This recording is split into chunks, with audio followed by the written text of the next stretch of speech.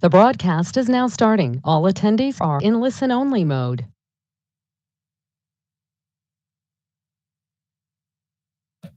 Jill, but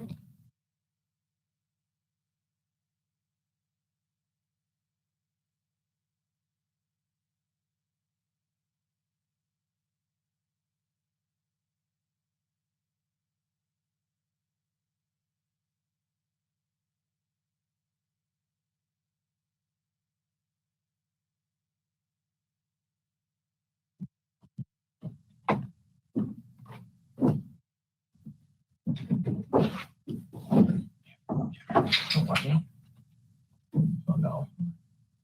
Where did that come from? Mayor, they're ready to go once it hits 6 o'clock. Thank you.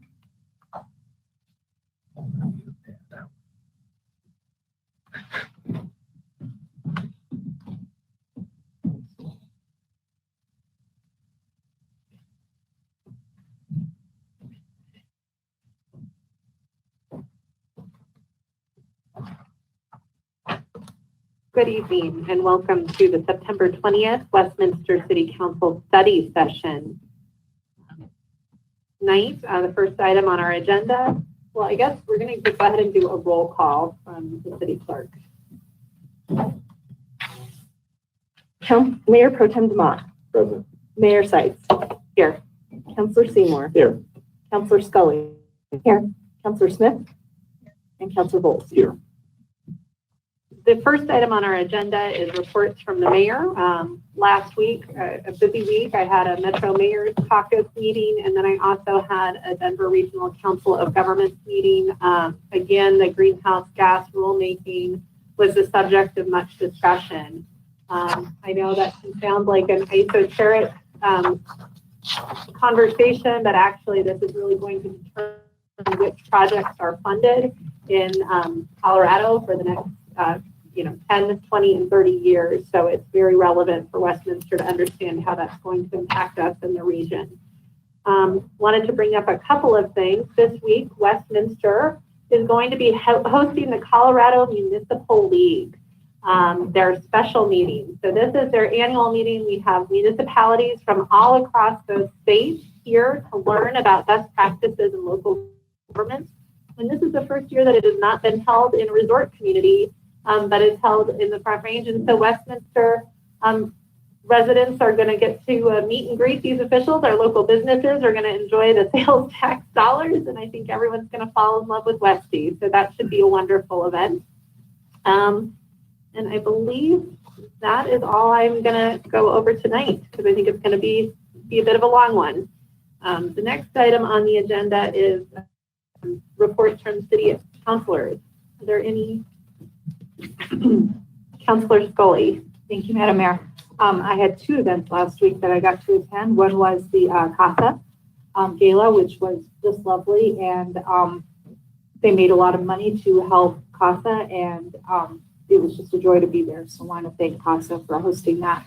And then also had the Parks, Recreation, Libraries, Open Space meeting last week, and I will tell you, I have 5 pages of notes, so I'm not going to go through everything. And most of it is going to be covered tonight because a good portion of it was the budget. But it was a very good meeting. We had a great tour of the Westminster Station Park, which will be opening in, I believe, October, possibly late October, hopefully on time. I'm looking to Lance for a shake of the head. But wow, we are so blessed to have that park, and I can't wait for the kids to get out there and play on those tree houses and the slides and the water. It's going to be truly amazing. So that was exciting. And then our meeting was actually held in the greenhouse at down on Raleigh. And what a really cool building and cool place to meet. So really enjoyed that. So lots of great things happening in our parks. We're going to be repainting a few of them that are over 25 years of age, kind of renovating. We talked about grants, and we talked about just some of the irrigation that we're replacing on the golf courses and throughout some of our parks in our city. So there is a ton going on in PRLOS, and you can get all the information on the web. but also a lot of it will be covered tonight in the budget. So very excited to hear more from Lance Johnson. Thank you, Councilor Scully. Mayor Pro Tem DeMont? Thank you, Mayor. I attended as a Councilor Doley and Councilor Seymour and some of the staff. When I know Larry Dorr was there, we enjoyed a night with CASA. For those of you who don't know what that is, that's special court-appointed advocates who work with children. And one thing that I've heard from a couple different children's groups is the impact that was seen on children through COVID is really actually being realized now as people are able to go back to school and unfortunately disclose abuse that happens at home. And so groups like CASA take care of those kids and advocate for them. One of the things I thought was interesting that I learned through all the different CASA events I've been through, I've never heard this figure that it costs $1,200 a year for them to have one CASA.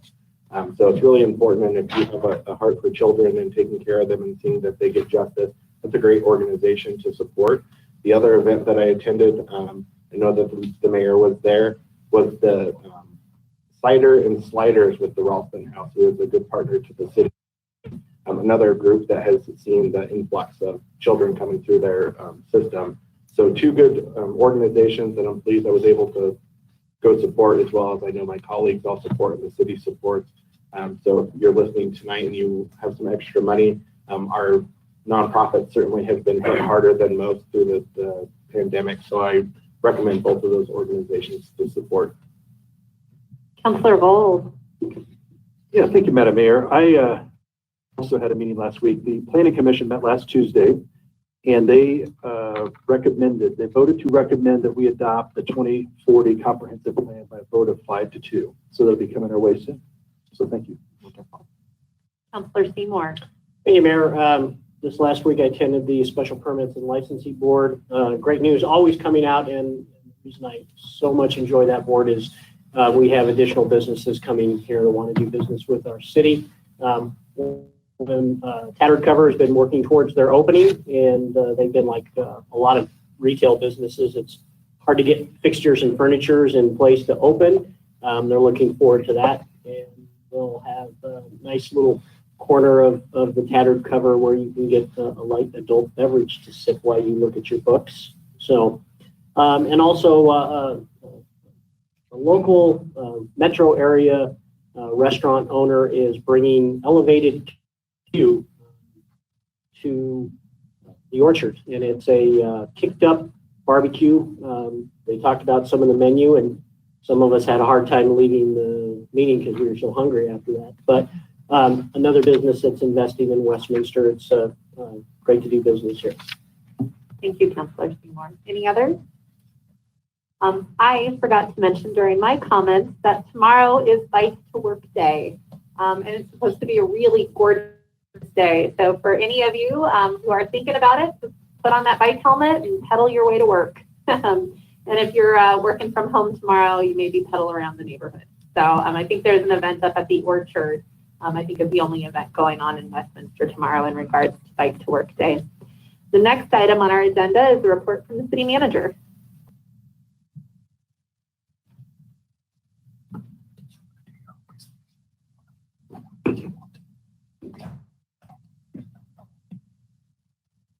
Mayor Pro Tem and Council, it's my pleasure this evening to move us into the budget discussion, which is the intent of the meeting this evening.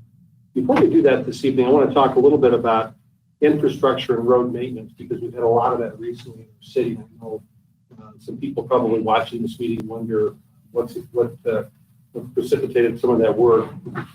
So I want to provide this brief update to folks who are listening virtually this evening. We have a room full of mostly city employees today, and I'm sure this is of interest to them, particularly our Public Works Utilities Director, who's had the distinct opportunity here to deal with this in the last few weeks.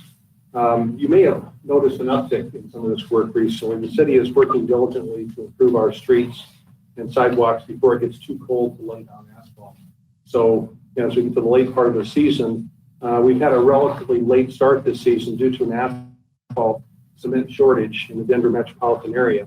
While production is starting to pick up, it is still limited in supply. And this is an issue for all the cities along the Front Range.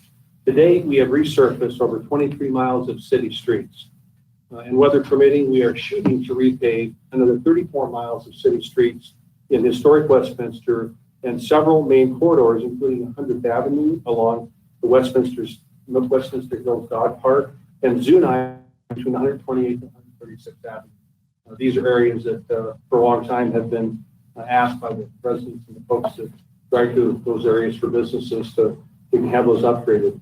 We have also replaced more than 7 miles of curb gutters and sidewalks and installed 225 ADA compliant curbs and added or repaired 3 miles of water and wastewater lines this year. So this is a banner year for infrastructure replacement. A lot of it is happening here at the end of the year and people are noticing it. Our wastewater pipeline improvement work along Big Dry Creek and 136 in Huron is also moving along and scheduled to be completed in 2022. We understand that all this work can be disruptive to residents as they drive through our city. There's light at the end of the tunnel, and there's a better year in 2022 and 23 coming with transportation in our city because of the fine work that you've done budgeting these funds. And my hat's off to the engineering folks in our city, Public Works and Utilities, and of course all the support departments who provided all the work necessary to have this work happen. So I want to lead in with that.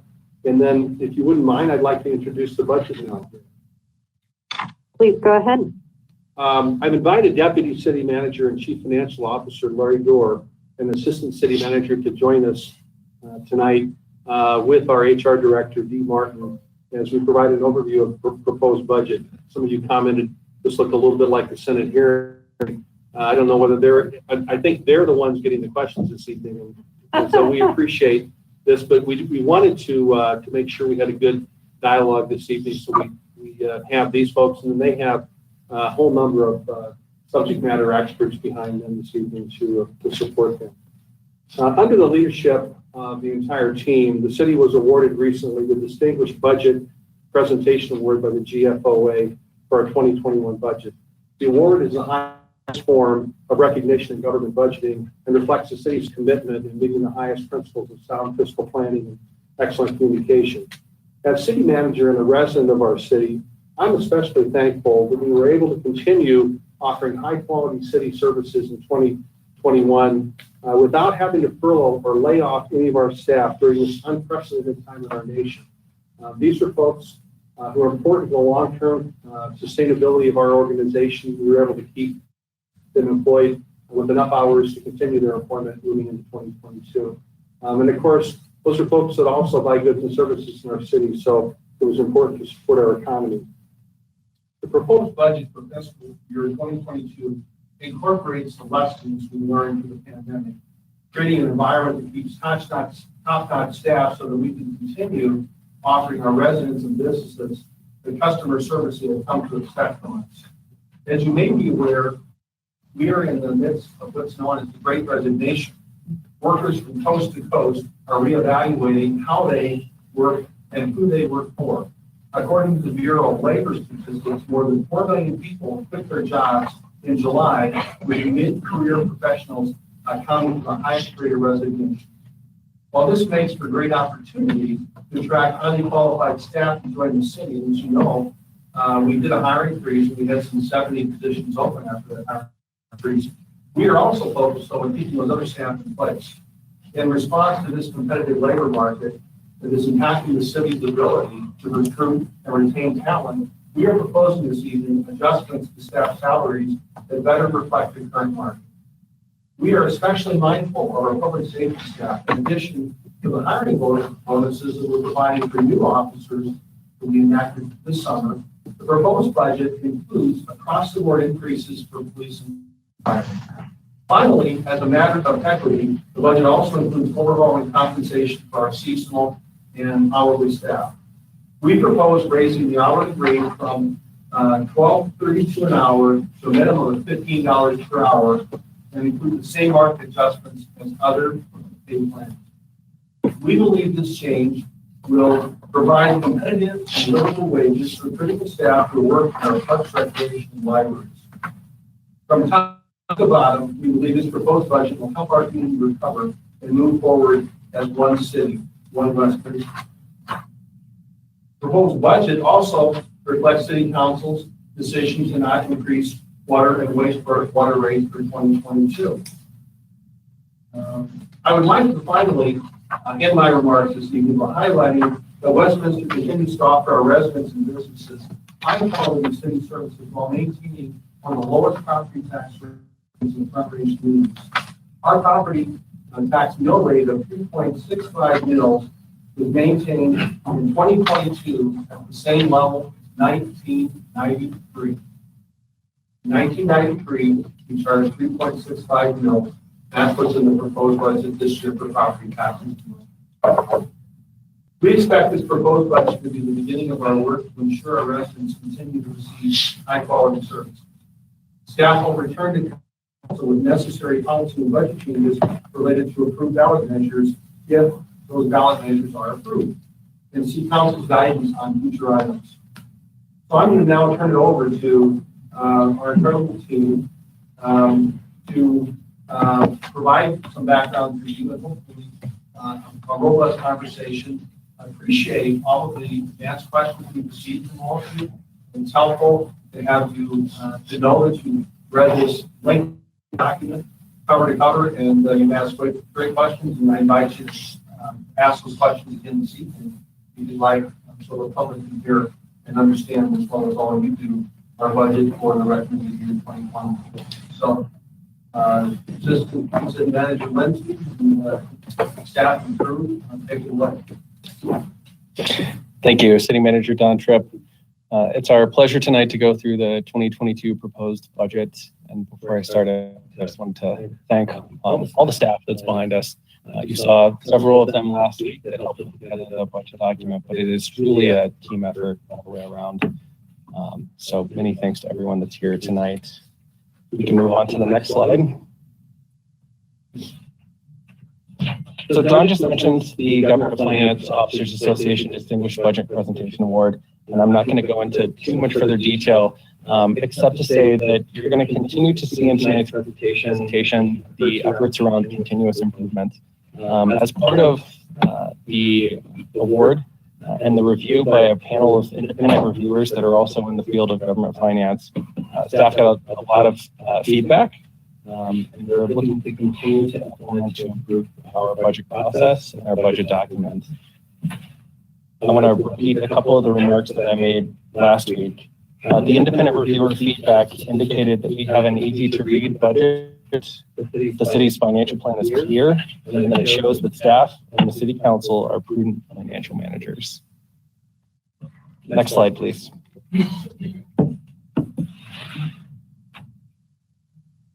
We have a number of items we're going to go through tonight, so I'm not going to spend much time here on the agenda, but just know that we have a number of items around projections, total compensation and staffing. We're going to hear about Retiree Health, the infrastructure proposal, and most importantly, next steps. What are our next steps in the budget process? Next slide, please. Let's go one more after that.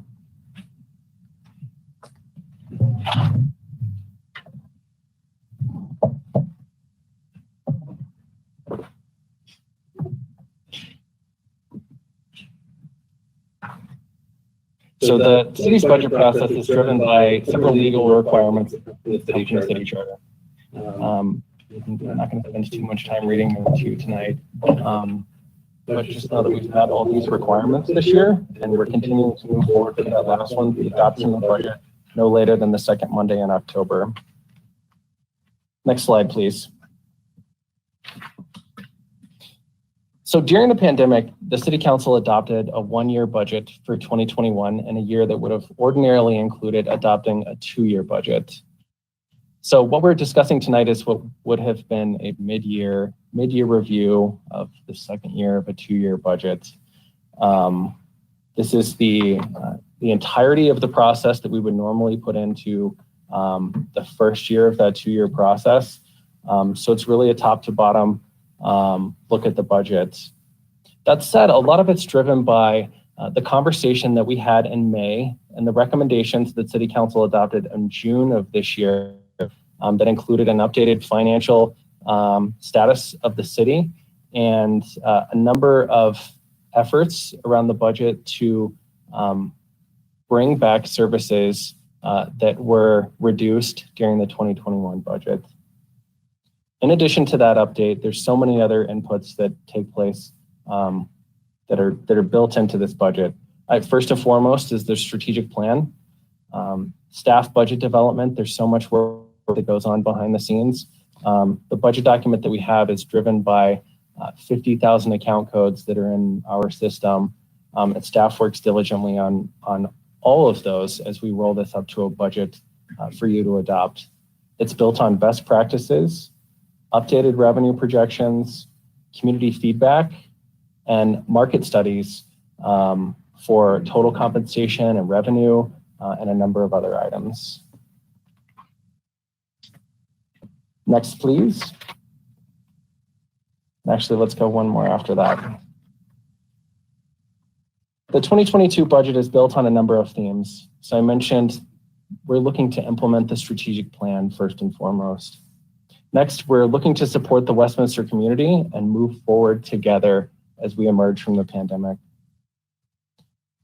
Specifically, we're looking to identify where in this budget items benefit businesses and residents. And this is through all three legs of sustainability and through ensuring a strong workforce that allows us to provide services that our residents have come to rely on in their everyday life. Next slide, please. I'm sure you don't need a reminder, but I want to throw this up here. The city's adopted vision and the strategic plan goals that are built into this budget, what I believe are every step of the way. Next slide. In addition to the themes, those themes that I already talked about, there's a number of other items that are in here. I mentioned continuous improvement earlier and best practices. You'll see in areas in here, there's a number of 5-year financial forecasts, which are something new to the city's budget. We're going to talk a little bit later about the use of econometric financial modeling and some really exciting work that we're doing there. We've dispersed employee benefit costs out into organizational units that we're going to talk about a little bit more as we move through here as a step towards showing full cost of city programs and really also showing the residents really transparently the cost of providing services. There's a continued focus on capital improvement, really as we work to enhance program effectiveness and optimize the resources that the city has and put them to best use. And then lastly, as Don mentioned, the 2022 budget does not include the implementation of any of the 2021 ballot questions. We don't feel it's appropriate to presume any outcome for those ballot measures. In addition, if any of those pass, we will come back to you with budget supplemental appropriations, code changes, any of the other affected items that need to come forward with those as we look to implement them moving forward. Next slide, please. So as we start off, we typically look at current year projections, so 2021, and then the upcoming fiscal year projections. And that's really part of our starting point of the budget. We're going to focus a lot tonight on sales and use tax fund. So the information on this slide comes from the July monthly financial report. I did have a peek at the August monthly financial report, which you'll be seeing shortly. And the information here is still up to date. So our total sales and use tax fund for 2021, projecting through the end of the year, we're looking to receive around $108 or $109 million. That's up 3% over 2019 or 7.5% over 2020. Sales tax returns, which make up approximately 82% of that entire fund. Year-to-date, July is up 9% compared to 2019 and up 14% compared to 2020. We expect this trend to continue, ending 2021 at 90 million, almost 13% above where we were at the end of 2020. These are all very important inputs as we look to project into next year. Our use taxes have been a bit more variable this year. Our July use tax returns year to date through July, we're down 5% over 2019 and up 16% over 2020. These feel like large movements either way. Just know that use taxes are a much smaller portion of sales and use tax fund, so not as much of a dollar impact. And then year-to-date auto use taxes are up 14.5% over 2019, or 35.1% over 2020. These are really important. These are the trends that we've seen where folks are out purchasing new cars, and we really appreciate the impact it has on the city's financials. We're also keeping an eye on a whole host of other revenue sources throughout the city's financial system. Accommodations tax is one that we're tracking monthly. May started showing signs of strong recovery there. Recreation fees and charges, similar to accommodations taxes, they've made noticeable improvement throughout the year. And recovery patterns are a little bit different for each of those recreation facilities, but we're seeing improvement this year and projecting improvements into next year. Next slide, please. So for 2022, we're projecting that the sales and use tax fund as a whole increases 4.5% over where we project 2021 will end. Of that, sales and use tax returns, again, which make up the overwhelming majority of that fund, we project to be up 4%. And then use tax returns, we project to be up 1.5% over 2021.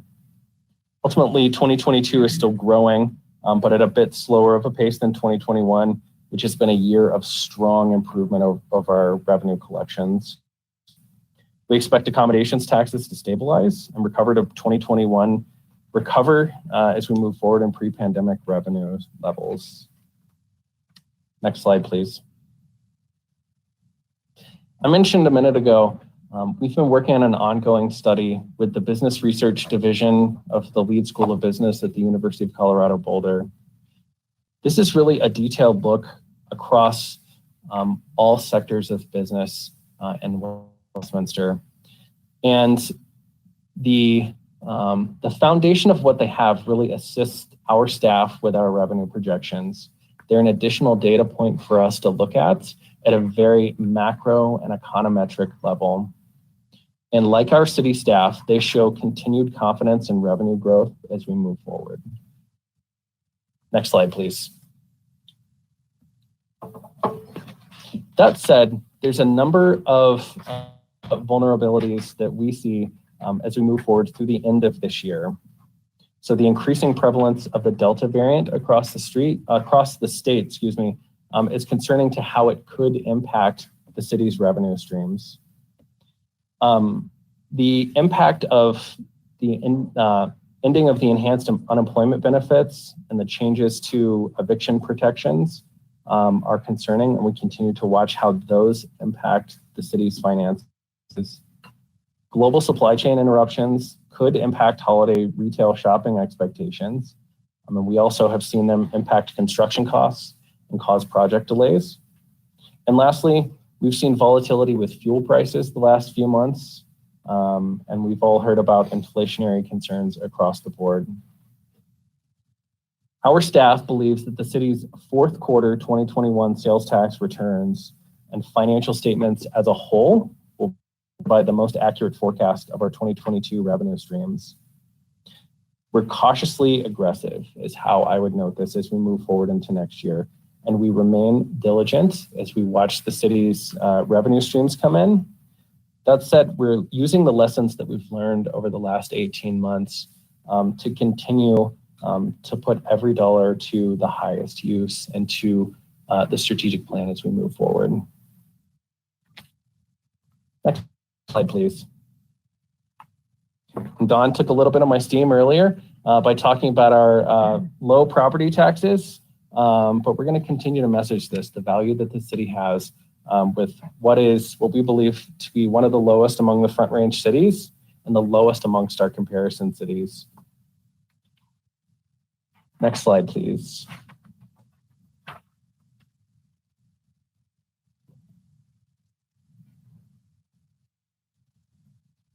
I do want to talk about some of the departmental operations that you'll note as you work through the budget documents. Staff is excited to implement both a new sales tax system and a customer portal for utility billing. We believe this works towards strategic plan goals 2 and 3. The recycling program will transition over the next year to a centralized recycling site, which is strategic plan objective 1D.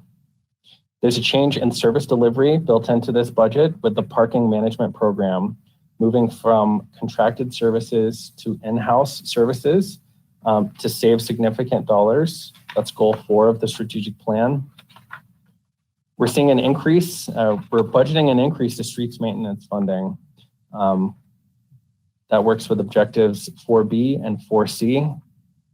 There's continued efforts to fully restore the city's recreation programs and expand hours that facilities are open, goals 1 and 2. We've increased funding for public safety equipment, goal 1. And this budget seeks to expand mental health support programs for our police department and our fire department, goal 1 and objective 3C. Next slide, please. So total compensation and staffing make up the largest portion of the city's budgets. And to describe the impact of total compensation and staffing, I'm going to turn it over to the city's Human Resources Director, Dee Martin.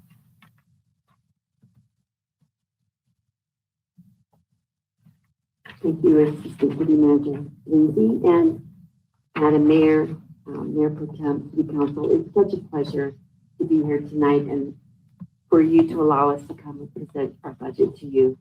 The budget tonight is a combination of so much work that is done and completed by outstanding professionals that sit behind me in Human Resources, on the budget development team and policy team, City Manager's office, and our partner department. It really is a combined effort, and we so appreciate your time and attention.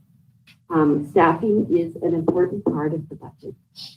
And so that's what I'm specifically here to talk to you tonight and to address any questions that you might have.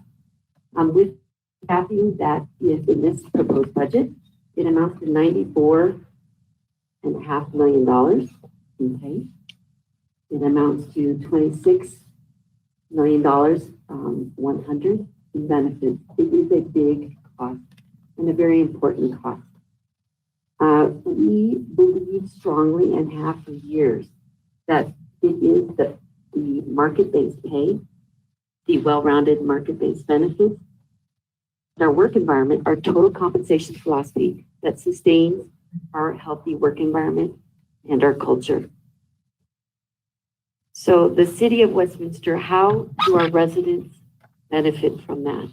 Well, our residents benefit from the retention of employees and that institutional knowledge by being able to robustly recruit so that we can continue to provide services. We are a service delivery organization, and it does cost money, and we so appreciate your time and attention in looking at those costs as we're proposing tonight. Next slide.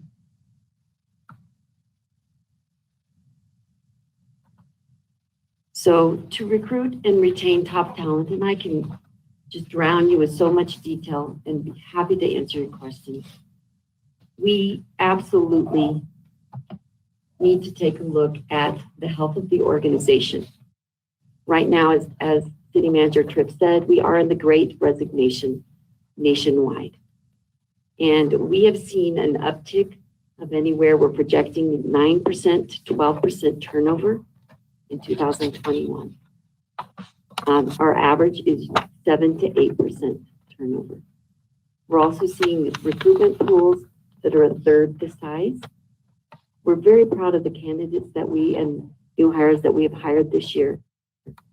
We are on target to open 100 more positions than we did in 2019. 100 more positions. And so we're working very hard to maintain being an employer of choice. And we have some areas where it's a struggle.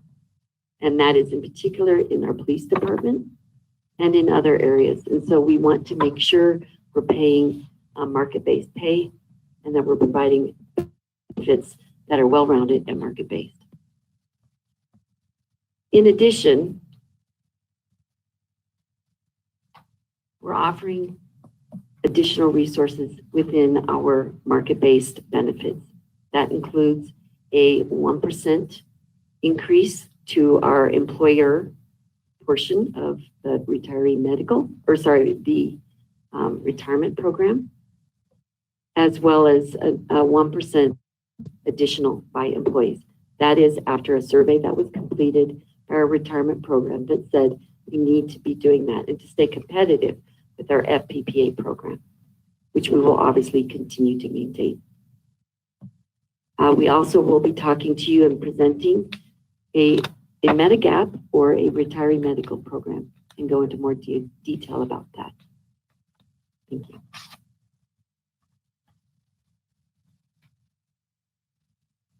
Next.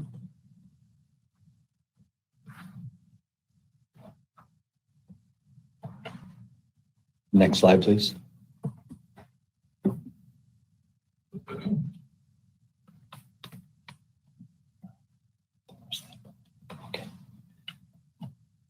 I beg your pardon. One more slide, please. Thank you. Good evening, Mayor, Mayor Pro Tem, and council members. My name is Larry Dorr, Chief Financial Officer. Thank you for the good work that you've done to help us avoid or at least mitigate this great resignation that's been described. And we're hiring new people to work for our city every day. Every week we're having orientations for a significant number of employees. So we continue to work with this, and those tools have been enhanced based on work you've done earlier this year. And at that time, we discussed a retiree health Medigap. And I'd like to just describe some of the work that was promised and completed and give you an update on some of the numbers. But for our residents, those at home who haven't been a part of that discussion over the last several months, let me just provide a little bit of an orientation. First, these words sometimes get used interchangeably, and that is those are the words retiree health and Medigap, and they really mean the same thing.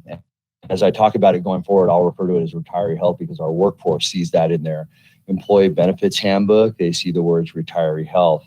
But let me just first describe what a retiree health or Medigap program is. It provides medical, dental, and vision insurance for retirees who retire before they are otherwise eligible for Medicare at age 65. Americans are not eligible for Medicare until age 65. So it fills that gap, and hence the expression Medigap or retiree health, as the case may be.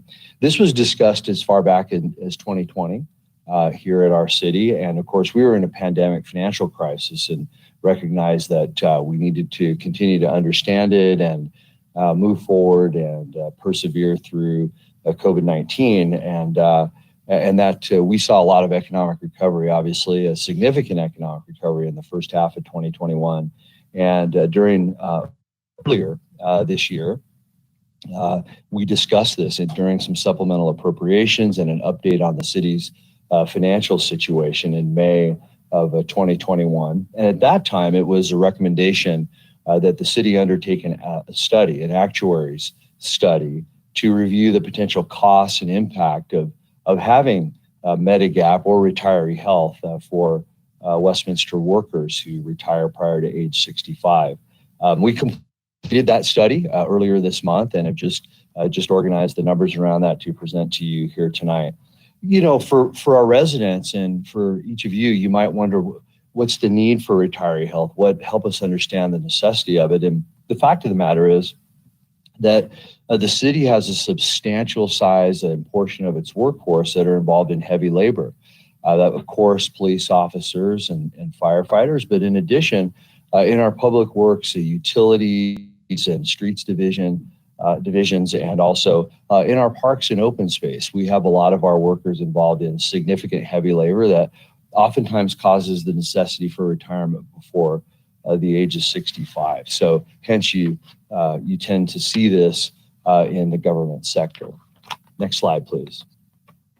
So again, going forward, I'm just going to refer to this as retiree health. And the reason being is that, excuse me, the city of Westminster has had a retiree health program since 1996. We have 32 retirees participating in our retiree health program today. This is available for all of our benefited employees at City of Westminster. So we've been providing this for a good number of years, and folks have clearly had an awareness of it. The eligibility for the city's program you see on this screen is relative to a person's age and their number of years of service, or their number of years of service, 20 years or greater, at any age. They have the ability to declare their retirement, continue participating in the medical, vision, dental benefits of their choice, and they can receive those benefits at their cost until they reach the age of 65. The monthly premium, again, is 100% employee paid. And of course, as I mentioned, the idea is to sort of fill the gap. So our current program, again, has been in place for quite a number of years. We described that pretty thoroughly. And tonight, the question, or what we discussed earlier in the year, is is it prudent? Could it make sense? Is there competition in the market for the city to offset some of that cost and potentially have different eligibility requirements? So we developed a study first with the Leaf Associates, Inc. On the slide, I want to give a little background of Leaf Associates because we're really counting on them to provide some quality information. I just want to tell you that I have a lot of confidence in the firm. If I could have the next slide.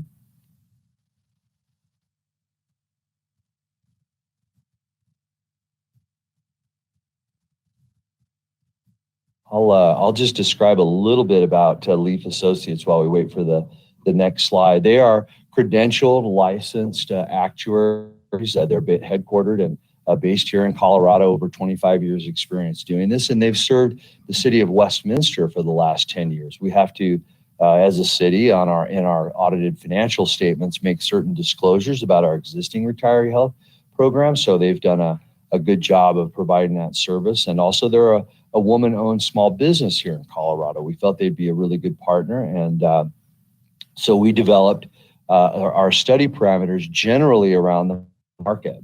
We know that there are just a few comparables out there, but most recently our neighboring city provided a benefit for its employees at the level of $460 per month employer contribution to the benefit of choice. In addition, they put a secondary level of eligibility, and we thought that would be the best starting point to model for our workforce and a potential benefit at that level. So for this secondary program, we modeled eligibility at 30 years of service and a minimum of age 50, or 25 years of service and a minimum of age 55, to really kind of mirror that competition that we saw. Wanted to see the financial impacts of that. But because we already have a retiree health benefit for all of our benefited workers, including those folks that I talked about earlier who are involved in heavy labor, streets, utilities, parks, and open space, we modeled that for all employees. And I want to give you a little breakdown of that population. Next slide, please. Our population of workers who would become eligible for this benefit, we would have 87 employees that would be eligible for that benefit under the years of service and age requirements that I described just a moment ago. And you see some of the demographics there under the first bullet, current population, and then the estimated cost. We got a reported direct cost of $116,000 there for the first 5 years. That would be the supplemental monthly benefit to support those eligible workers. Of course, eligible workers will, some of them will continue working until age 65, or they'll receive benefits for some period of time. When they reach age 65, they will roll off, and then perhaps another generation of workers would come in behind them and be eligible. Each of our workers who may achieve eligibility before age 65, we had the actuary calculate, of course, the present value of future benefits, and the present value of all of those future benefits is $1,215,500. That's the present value of that worker who is mid-career, accruing years of service, and approaching retirement age. Each year, the amount of their eligibility increases, and that liability moves with that. As they retire and move out of the system, the liability changes.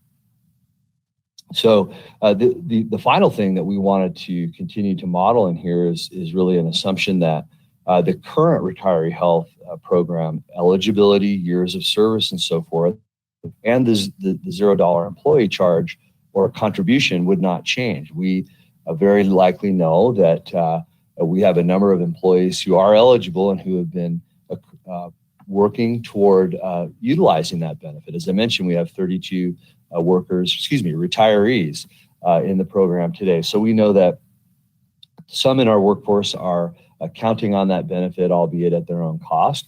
There may be folks who are with fewer years of service, et cetera, that may choose to take advantage of this. So we have just come with these recommendations and completed our actuaries study. So we have not included these expenditures in the budget. We wanted to present these, but our team recommends that council choose to include those in the upcoming budget adoption in October. We will add these supplemental appropriations if it's your direction. I'm sure you'll have some questions at the end of our presentation. I'm happy to answer those. I'll be happy to refer to any of the numbers in the study and share any feedback that we got from the actuary. So we recommend moving forward and adding this particular benefit at these levels for the workforce and having a secondary retiree health benefit under the parameters that I just described a moment ago.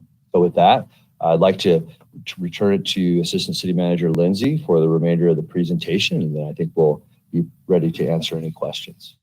Thank you. I think we're going to field questions. We haven't been entertaining questions throughout this. I'm just curious, since this one's going to come back to us, if we have a chance, since I have them in mind, but I can wait if that's I think we're going to continue with the same process we've been doing, but just write them down and make sure you capture. We'll make sure we get back to you on them, okay?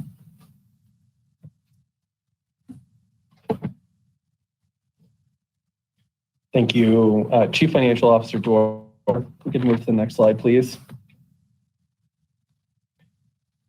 So staffing and total compensation are a critical piece of the city's budget, and providing a exceptional workforce helps us meet all those expectations around community service delivery. So we take changes in staffing very seriously. We've looked at a number of staffing requests this year, and the couple that I'm going to include in the next couple of slides, have gone through a round of review. We've looked at each of these as to why now and how do these benefit Westminster residents and businesses. We believe that all of these changes in staffing that you'll see on the next 3 slides are timely and mission critical because they meet the challenges of the post-COVID world. They provide resources necessary to achieve strategic plan outcomes, and they help us improve our community service delivery. Next slide, please. I want to start by talking about new staffing in the area of public safety. So we would like to add staffing to allow a faster review of plans and development proposals to ensure increased public safety. We believe that ties to strategic plan goals 1 and 3. To create a police special events team, strategic plan goal 1, and to enable the use of data to better focus our enforcement efforts, strategic plan goal 1 and objective 3A. Next slide, please. I mentioned earlier bringing the parking management program in-house to save taxpayer dollars, which will also reduce the need to subsidize the parking management program with general tax revenues. We believe that ties to strategic plan goal 4. The staffing proposals support the implementation of governmental accounting standards and financial compliance, strategic plan goal 4. These support the fleets and maintenance of critical assets, keeping snowplows, police cars, fire trucks, parks and open space vehicles and others in service, which ties to strategic plan goal 4 and objective 4B. They enable enhanced accessible city council meetings, strategic plan objectives 1A and 2E. They connect services to customers of all ages who are experiencing homelessness. Strategic Plan Objective 3C. And they provide programs and growth of the game initiatives that increase revenue at Walnut Creek Golf Preserve and Legacy Ridge Golf Course. Strategic Plan Objective 4A. Next slide, please. In addition to those, the new staffing in the area of community engagement and technology enhancements. We believe the staffing proposals here will improve customer service and efficiencies for public and private event permitting that will support the Historic Preservation Board and the administration of public art within the city. Strategic Plan Objectives 2B and 2E. They will protect sensitive customer data and information by providing redundancy and critical backup support around data and system security.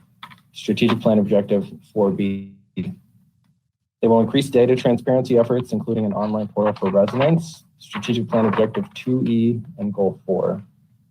And we believe these proposals will improve platforms such as the sales tax system with which residents and businesses regularly interact. Strategic Plan Goals 2 and 3. Next slide, please. Let's talk a little bit about the city's capital improvement plan. The city's vision, the strategic plan, and sustainability are at the forefront of our work, planning for capital improvements across the city and prioritizing all the requests that we see. We believe that the 2022 budget implements a comprehensive and aggressive 5-year capital improvement program, being thoughtful of staff workload, and that this will be utilized in future budget preparations.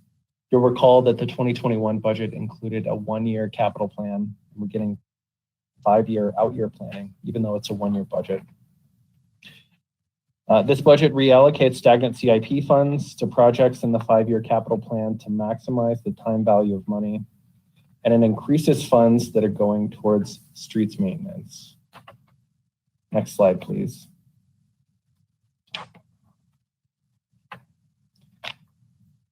So here's just, well, not a few, a lot of examples of some of the important projects that are identified in the 2022 through 2026 capital improvement plan.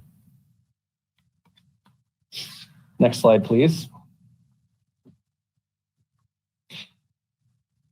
And here we just wanted to identify in the same table, you'll see in the budget documents, the amounts that were requested and the amounts that have been recommended to you by departments. We believe this is a very aggressive capital plan to meet the strategic plan from City Council and to meet the needs of residents and businesses. Next slide, please. I'd like to talk a bit this evening about the infrastructure fee. I think you all probably have heard me say these words a lot the past 2 years, but I'm going to do them again for everyone's benefit. So the infrastructure fee that the city has was established in 2006, and it was last increased in 2015. The infrastructure fee is used for concrete replacement and street lights. It's a flat rate of $6 each month per meter, and that covers both residential and commercial uses. And it's billed on the city's utility bill. Next slide, please.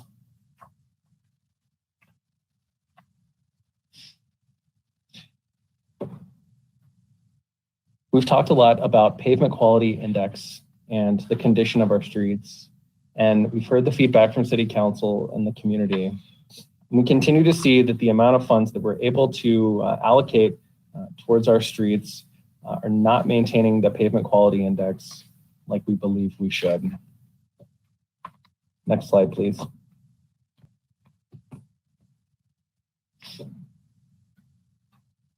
Again, we talked about this in May. We have a maintenance revenue deficit to support both concrete replacement and streetlights and asphalt maintenance in total. That annual gap is about $7.5 million. It changes based on the cost of materials in the marketplace. Next slide, please. So when we met in May of this year, we talked about a number of potential changes to the infrastructure fee. And with council's blessing, we did engagement around one of those proposals. We identified a couple of purposes as we've moved forward. We're looking to increase equity amongst fee payers. We're looking to promote financial sustainability and offset the impacts of reasonable maintenance on critical roadway infrastructure. And we'd also like to adjust the fee title to reduce confusion on the utility bill. And with those goals in mind, we've looked at a proposal to retitle the infrastructure fee to a roadway improvement fee to provide clarity towards to our users. We'd like to expand eligible uses of the fee to include asphalt and traffic signal maintenance. And we'd like to charge the fee paid by residential utility billing customers based on the number of dwelling units on the property rather than per utility billing account or utility meter. This proposal primarily affects multifamily residences. Next slide, please. As we discussed with City Council in May, with a number of staff across the organization, we've engaged property owners that would be affected by this change to utility bills. A webpage was established. That's the image on the left there, the small one. And then letters and emails were sent to affected property owners. We specifically directed those that wish to offer feedback to the September 13th City Council meeting and budget public hearing that was last week.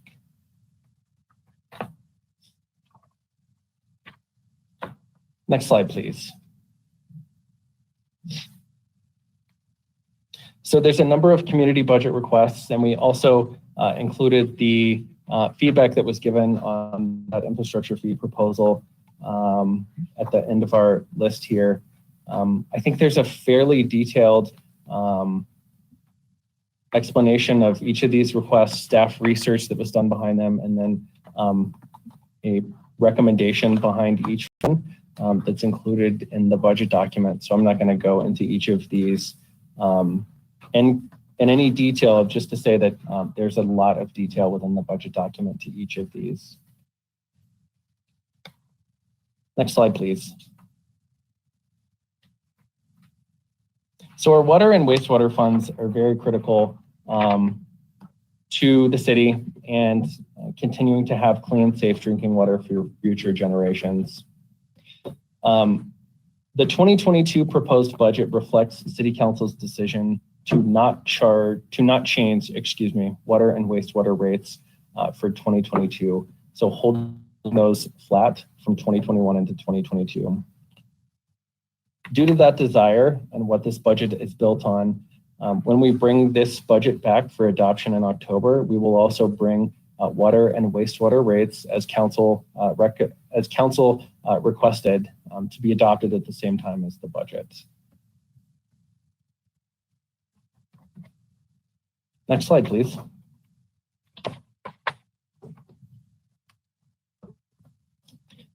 And then next steps. So we're hoping to get feedback from City Council tonight on the items that are in the proposed budget. There is a second public hearing that's scheduled to be held next Monday, September 27th. And after that, we'll be back for first reading of the budget on October 11th. And as I mentioned a couple of times, with that is going to come a number of actions. The utility rates ordinance, those changes to the infrastructure fee or roadway improvement fee, resolution adopting the pay plan, resolution adopting the budget, and then an ordinance setting budget appropriations on first reading. Second reading for those actions that require it will be on October 25th. And with that, that's staff's presentation this evening. We'd be happy to take feedback at this time. I'm going to look to my colleagues and see if they have any questions at this time. I know Mayor Pro Tem. Well, nobody else has their link. Oh, okay. Councilor Mayor, Seymour. these questions can be directed right to Mr. Lindsay and Mr. Dorr, and they'll direct traffic. And if you need assistance with subject matter expertise, you can bring that up. Thank you. Thank you, City Manager Tripp. Councilor Seymour. Thank you, Madam Mayor. Thank you, Mr. Lindsay, Mr. Dorr. Martin, how are you this evening? I had forwarded an email and a lot of breakdowns on personnel items just for clarification for myself and the public. So if you would please indulge me for a few moments here. First one, in breaking down in the personnel budget in the Innovation and Communication Division, it shows a net gain of 9 full-time, but I'd like to review how many of those positions have been realigned from other departments. What's the expected outcome of adding 5 communication specialists? And then also the duties and responsibilities of a community outreach liaison. Thank you for that question, Councilor Seymour. My mic working? Jody Andrews, Deputy City Manager, and those at the area where your questions are directed are one of the areas that I oversee. So your first question, thanks for the question around the 9 positions in the budget. None of those are new positions. Those are centralizing positions from existing areas. And I would note with that broad statement that there are, I just want to provide 2 clarifications to that. One of them is a temporary position in IT that is moving into the Innovation and Communications Division and recommending to be made permanent in this budget. So that's one I want to highlight. And the second is a half an FTE that exists that would be made into a full 1 FTE in the budget. So those are the 2 exceptions to that broad statement, but they are all existing positions already in the city. And I think if I heard your second question, or see your second question correctly, what's the expected outcome of adding communication specialists? I believe that the reference there, Councilor, is to the 5 positions that were added in the 2019 budget. What's the benefit of those positions? And so those are carrying forward, of course, as funded at existing positions in this budget. And I would probably provide a general response to that question as well, if I may, and that is that centralizing our communication positions aligns our communications and community engagement efforts with the expectation of City Council and our community. This is based on input over several years and internal and external audits of our communication efforts in 2019, which resulted in that recommendation to the City Council for those changes to the budget. And the expected outcome is more proactive and strategic communication, enhanced listening and responsiveness to our residents, increased transparency and accessibility of information, and better coordination of engagement efforts across the city. And that was the reasoning in 2019, and we are now starting to see the benefits of those positions now that Council has approved those ones moving forward, and those positions are now filled. We'll be seeing moving forward. Thank you, Mr. Andrews. I brought that up especially for the communication coordinators because in our book on the 2021 authorized line, it showed 0 at that time. So it may have been that they were unfilled, but is that correct? Yes. So we the great resignation that was referred to by my colleague deputy happened across certain teams very hard. It did hit us very hard in our communication field, and we have 4 positions of those 5 that are now filled, and those people will be starting in the next couple of weeks after. That was one recruitment that yielded filling vacant positions throughout the department. Ryan, did you want to add? Deputy Andrews, if I may, just to provide some further clarification to your question. Ryan Hydrant, Innovation and Communication Manager. The positions you're referencing, those communication coordinators, those are 4 positions that were in 4 other departments. Each department had 1, and those were centralized into the city manager's office budget and within our team. So it's a overall budget. It's a net neutral, but it would be a +4 in ICD and a -1 in 4 other departments. Those positions will continue to serve those departments, but now in a more integrated and centralized fashion. Thank you. Next question I had was along the line of community development department, and from a personnel standpoint, relating to the building division section. I'm always concerned from a business service standpoint because it didn't look like we made any adjustments in staffing as far as construction review, permitting. And I was wondering if we had adequate staffing in the building division, especially in light if we anticipate an increase in building permit increases in 2022. Thank you for the question, Councilor Seymour. That's also in some of the areas that I work with. So I'd like to provide some data around that question. It is a very good question, something that we've looked at very closely this year as we work on the budget. The short answer to your question as to whether we have adequate staff in place, yes, the short answer is yes, we do. And I'll talk about some of the numbers that lead to that answer. But first, to maybe provide some background on the positions in that department, in the community development department, we reclassified a former administrative assistant positions in the building division. That was a little over a year ago to create a permit technician that assisted us in addressing some of the concerns we've raised. This also provided a third full-time building permit technician to the permit office. Community development currently has 3 FTE building permit technicians and 1 FTE building permit supervisor that staff the permit office. The building division is also staffed with 3 FTE plan examiners, so 3 full-time plan examiners. Some of the numbers that go into believing we are staffed at the correct levels. In 2020, the total number of permits issued decreased by 24%. So that went down from 8,444 to just under 6,400. Looking at year-to-date figures, staff anticipates around 6,000 permits to be issued in 2021. Community development also maintains contractual relationships with 2 entities that can provide third-party review services should the city experience a spike in activity. We can use those services for exactly that, to address spikes. And they're very flexible and can be used immediately. Field inspections have been steady for the past 4 years at 16,000 per year. 2021 is shaping up to be pretty much the same.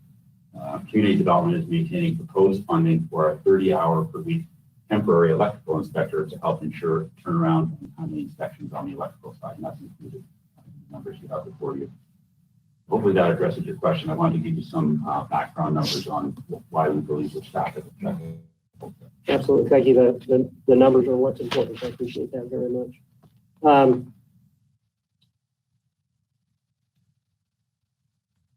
Another area I was concerned that we didn't add FTEs was around operations and community preservation division, mostly around the concern. One of the biggest issues, top 5 issues that are brought to me by residents is code enforcement. And so I want to touch on the fact that do we have enough code enforcement assistance?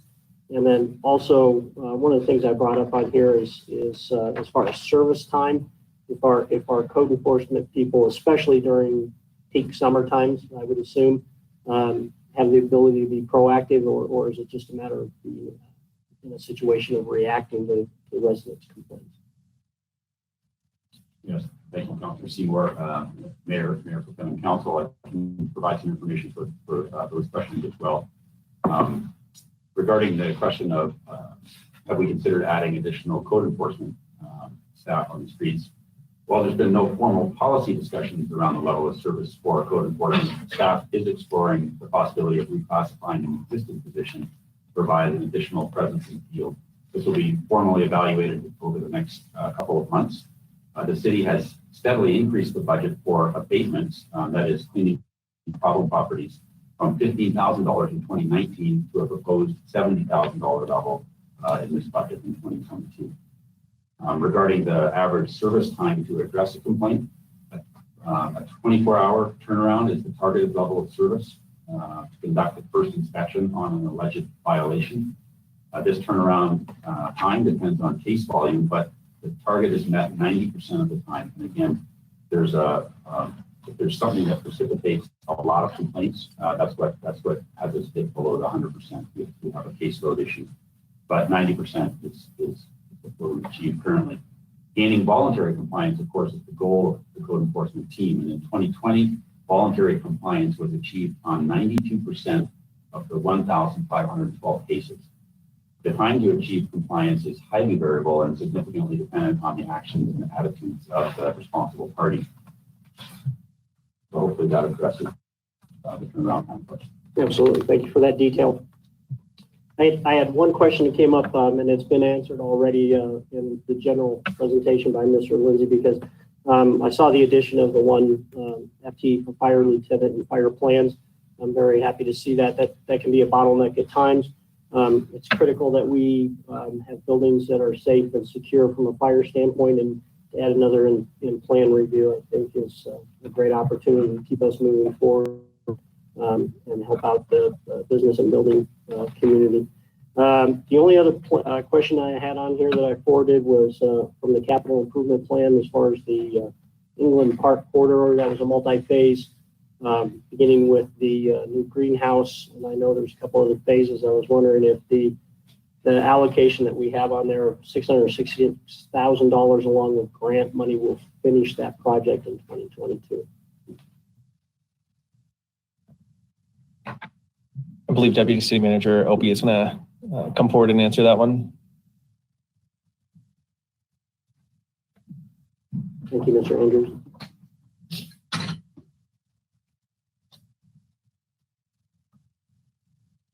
Thank you for the question. As it relates to that position for that project, no, it is not funded in 2022. What it is doing is the funds are requested in 23 and 24. We plan to pursue some grant funding, but the overall project is substantially larger as far as the funding and phases of that project. Okay, thank you very much. Appreciate that, Ms. Henry. That's all the questions I have for now. Thank you so much, and I appreciate you submitting those ahead of time. That was very helpful. Councilor Vold. Thank you, Madam Mayor, and thank you all for the presentation. That was really good. Thank you. I just have a few questions. They may be a little bit out of order. They're from the big file and also so you mentioned the Leeds University program. Would there be a potential for them to help us with our objective 4A, which is to identify and implement innovative approaches to our revenue streams? You know, we talk a lot, as I council, we always talk about our sales and use tax being 60 to 70%. Is this an organization that might be able to help us achieve that objective of diversifying our revenue sources? Would they have that capacity? Thank you for the question, Larry Dorr, Deputy City Manager and CFO.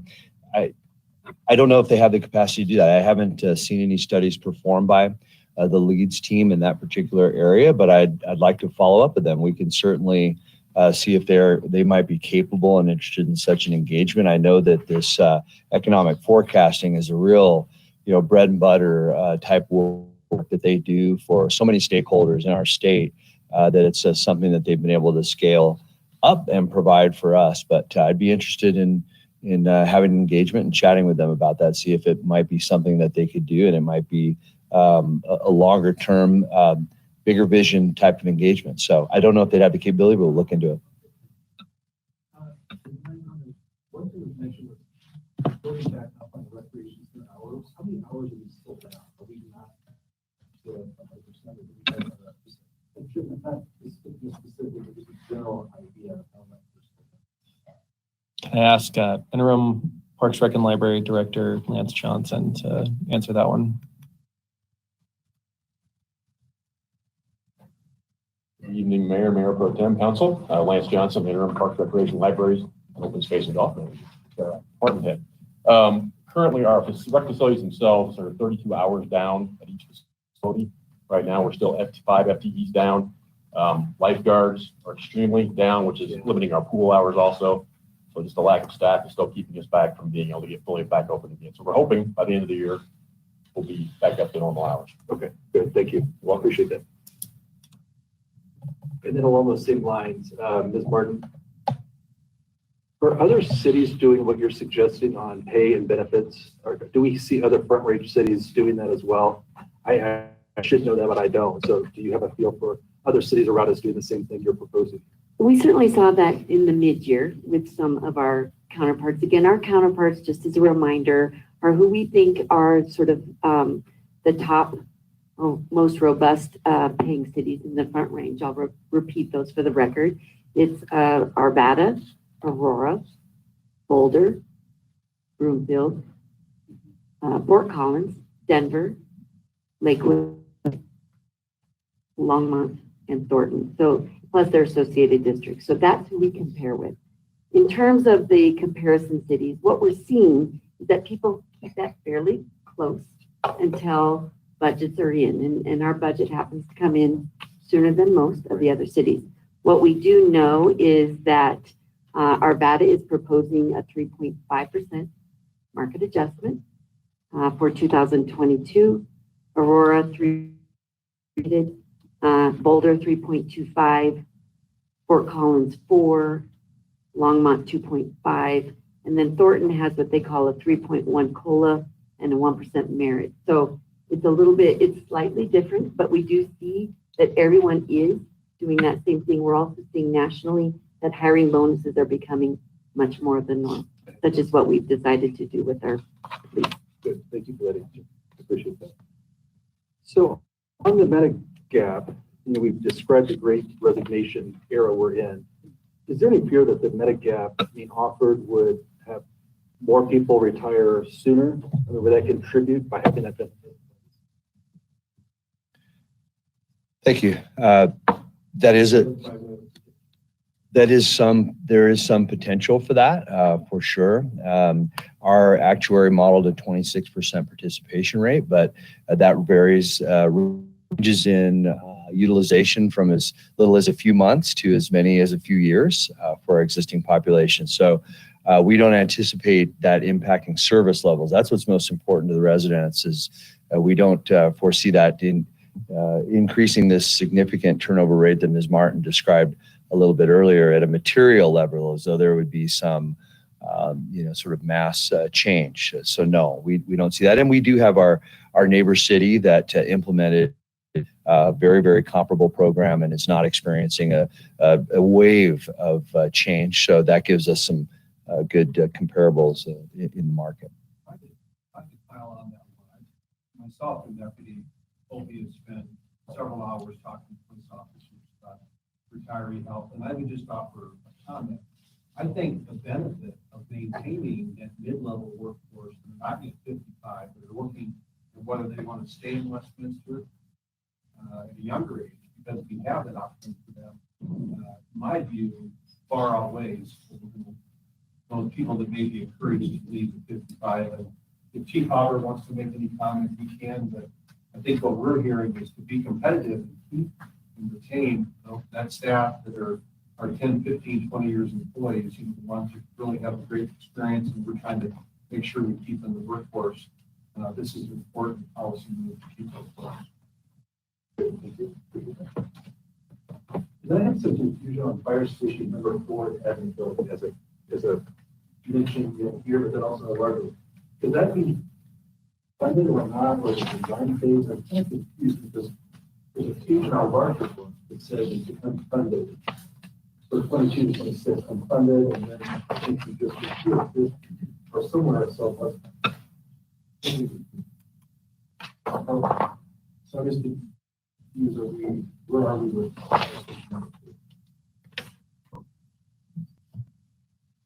Thank you for the ability to clarify. So Fire Station 4 and the admin building are not funded in the proposed 2022 budget. Those are two projects that have been considered as part of the proposed change to the public safety tax, but they're not funded through the 2022 proposed budget. And if those were inadvertently left on a slide, I apologize.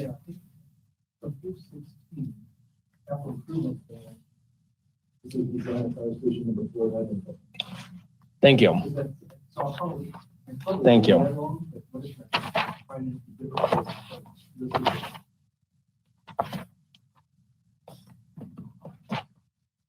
Thank you for that.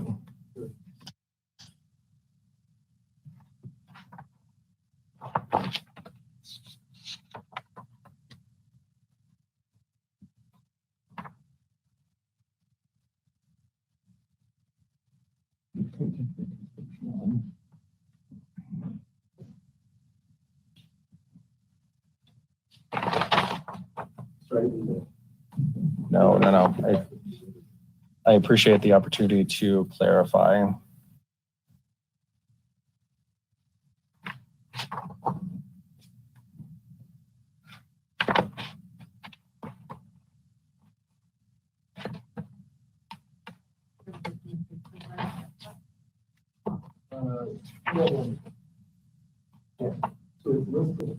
Yes, correct. 201 and larger. Chris, is it possible that it's included as part of the 5-year program with that funded 22? All right, it's listed on the. It's just on.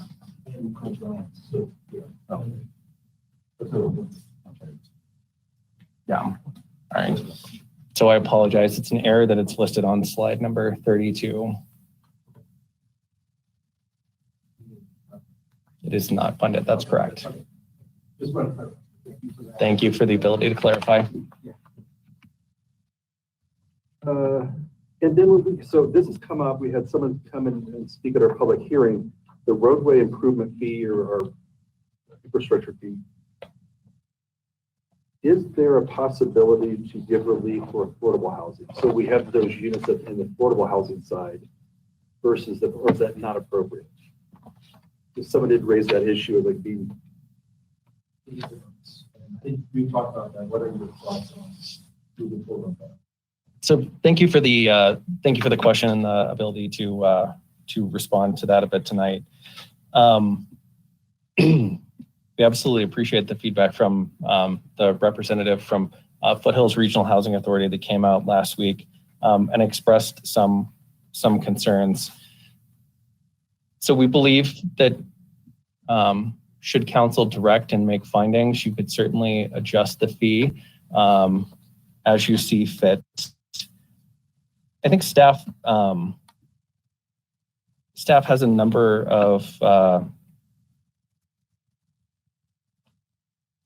well, let me go about it this way. So I folks that live in affordable housing also use the infrastructure that the infrastructure fee or the roadway maintenance fee or roadway improvement fee, excuse me, would go to fund. So all of the resurfacing projects that we do are evaluated for potential traffic revisions, like bike lanes, repurposing lanes, bus lanes, pedestrian crossings, and then implemented when deemed necessary.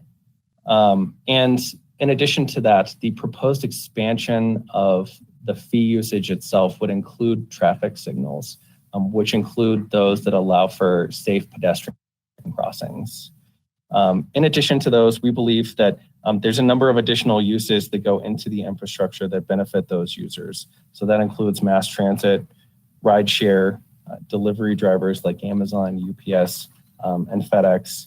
And then I mentioned earlier that the signal portion is for both vehicular and non-vehicular when you account for the pedestrian crossing signals.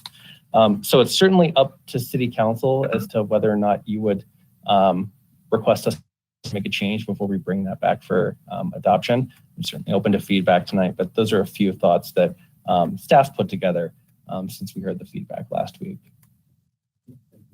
I appreciate that staff feedback. That's what I was looking for. Thank you. I appreciate that. And sorry, guys, there's one last question. On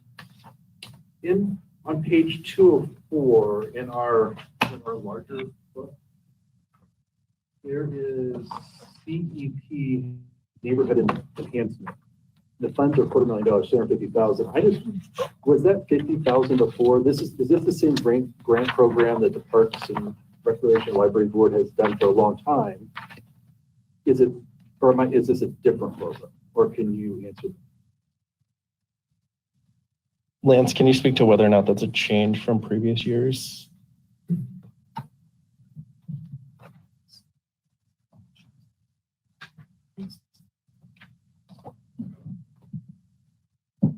You might have a better answer than I do, because yes, originally it's $50,000 a year, $250,000, that's spread over the 5 years, is that correct? Yeah. That's correct. That's Yeah, the so five. it's still $50,000. Right. same amount as previous years? Yes, 50,000 every year. That's what it has been for a number of years now. Okay. For those really excited, I saw that it is going to be a big increase. Now, my concern would be is that amount used to be fully used at 50,000 every year, or the subject carried back or carry over to the next. Not every year. We do, the board does the best they can to give that money away. It doesn't happen every year, but it does carry over, so we can use it the following year if needed. So we've got some other program ideas coming up for next year. We're also going to be working with Public Works and Utilities on some different grant opportunities also to kind of make it even more robust. So hopefully we'll be able to give away more money next year. You're welcome. So, and I think that gives me an opportunity to make a clarification. So the items in the detailed section and the dollar amounts that you see listed there are the 5-year projections for those programs. If you're looking for 1-year cost, that's in the table. That's a couple of pages ahead of that where it's got broken out each year for the next couple of years. Thanks for the clarification and thanks for all the answers. Sorry, that was a lot of questions, but I'm done now. Thank you. Or at least for now. An important document to have questions on. Counselor Smith. Oh, I'm sorry. I don't have who was in first in line, so I will just wait by sight. You can, Counselor Scully, go ahead. All right. Thank you, Madam Mayor. And so I have a lot of questions. So I'll try to go as fast as I can. First of all, I wanted to congratulate the city on the Distinguished Budget Presentation Award, because that was quite impressive. And as I had the great opportunity to sit and read this budget, I see why it was awarded. So this budget seemed very different from past years. It seems even more transparent and more easy to read, and I appreciated that. And then also I wanted to thank you, Mr. Lindsay, for meeting with me on Friday to also go through this budget and helping me to understand some things on Friday as well. So I appreciate it. It helped me in my study this weekend. Also, I wanted to compliment the city on the work to avoid layoffs during the pandemic.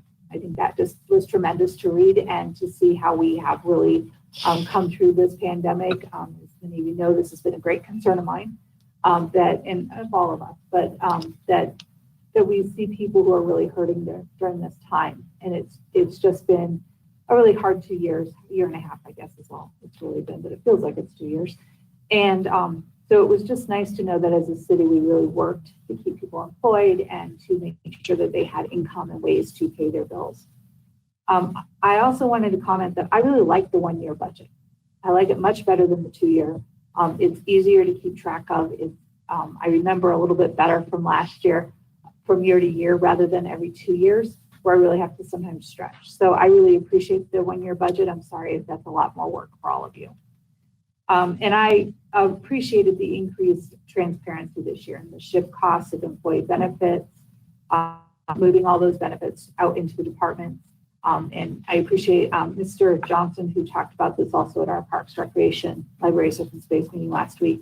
The only concern I have is that it makes those departments look a little bit inflated from years past. And so really making sure that the public knows that we have moved funds to better use those funds and to better be able to be transparent in how those funds are being used. I would just like a heightened communication on that if we could. I had a question on, if this page doesn't have a page number. It's the general fund revenues. I was going through looking at the 5-year forecast, well, the 6-year forecast from 2020 to 2026. And I was struck by how many lines will be decreasing by the time we hit 2026. Things like license permits, governmental revenue, interest income, miscellaneous leases, wastewater fund. Yeah, it's called general fund revenues. It's fairly close to the front. Page 28. There's a lot of decreases by 2026. That are we doing about? Because we're not going to have as much money evidently by the time we get there, or will our worldview so change by then that we won't need the money? That would be deal with it, but it's probably not realistic. So what are we thinking is my question. I apologize, this is a brand new question. Not pulling questions today. You may need time. Councilor Scully, I appreciate the question. So I think first off, this is the first year we're doing these 5-year projections. So we're still hitting our stride. I know it gives our staff a lot of heartburn to publicly show these numbers and tighten them up. That said, we're seeing a number of those that continue to increase.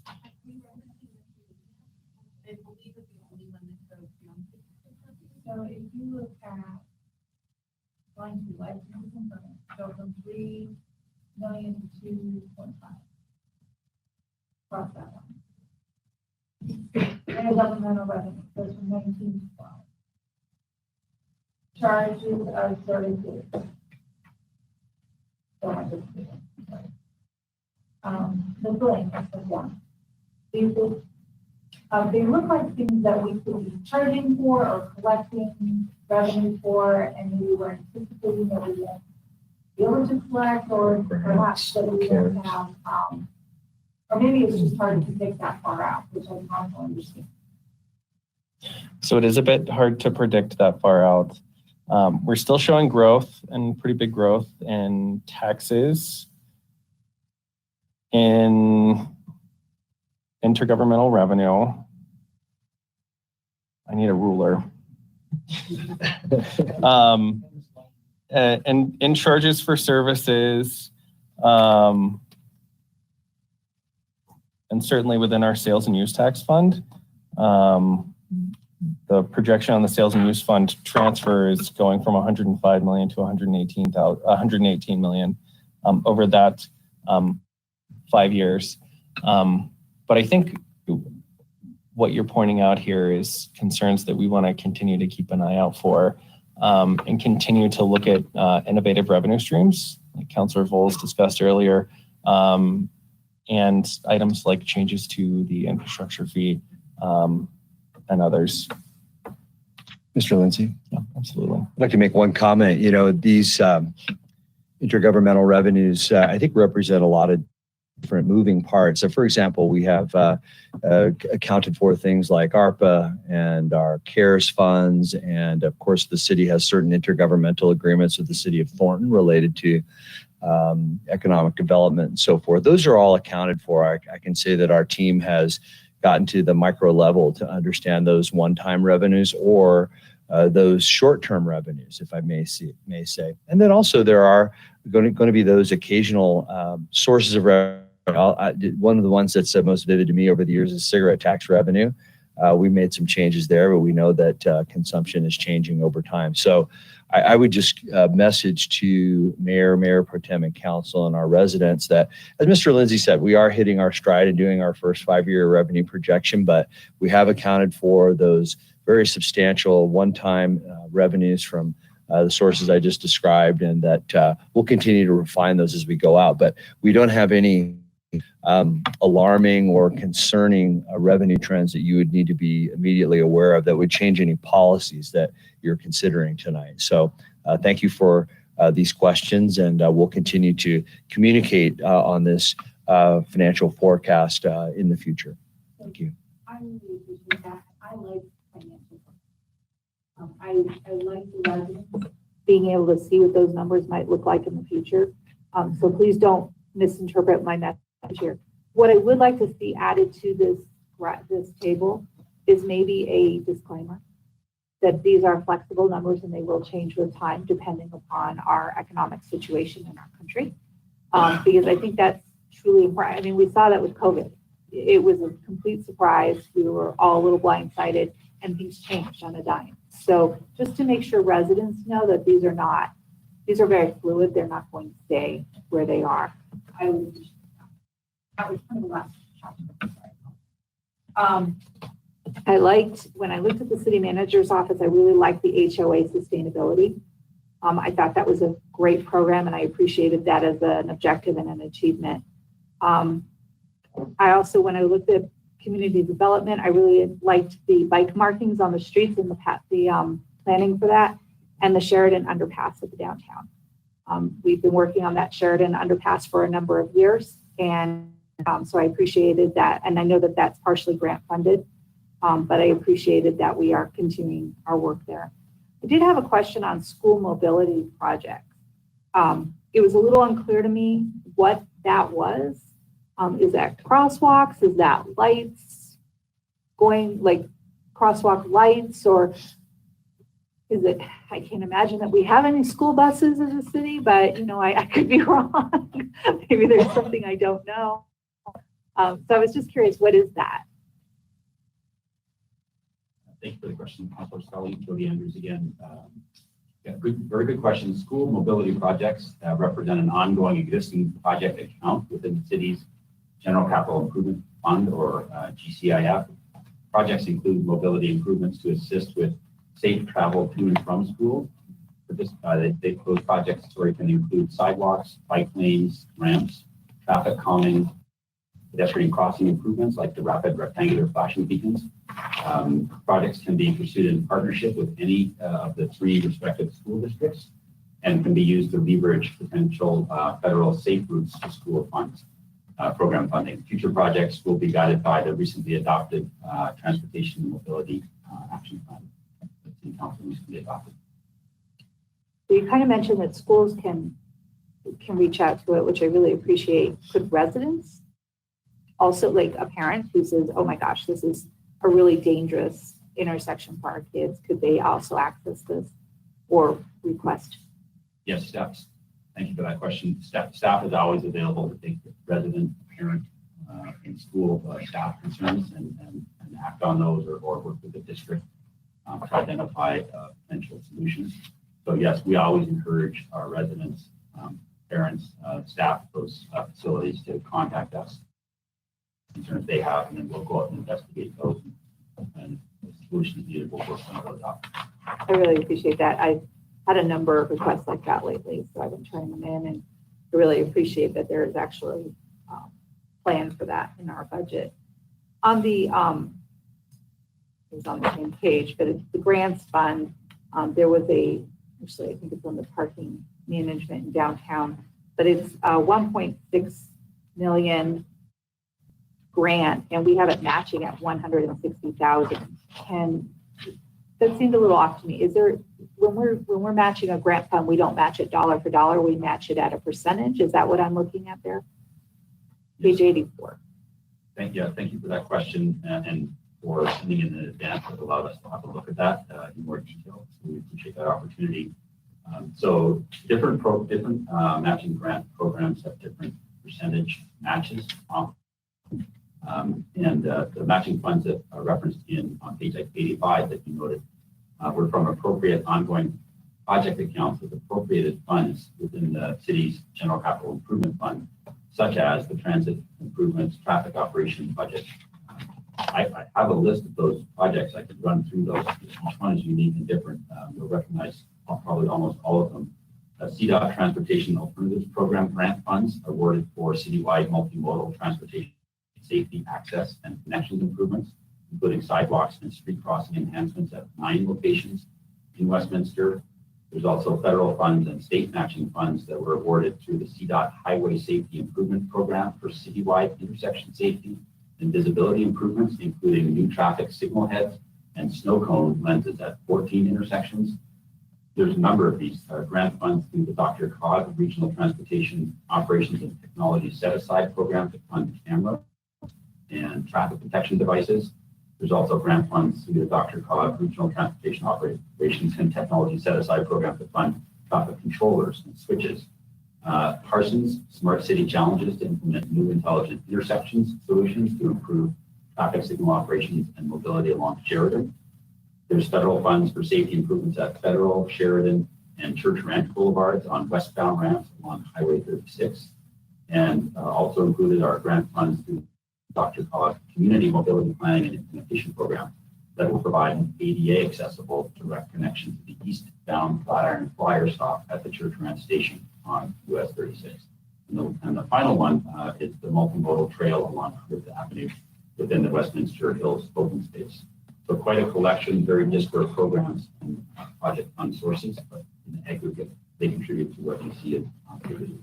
I really appreciate that. Those are great alternative funds as well. I appreciate that.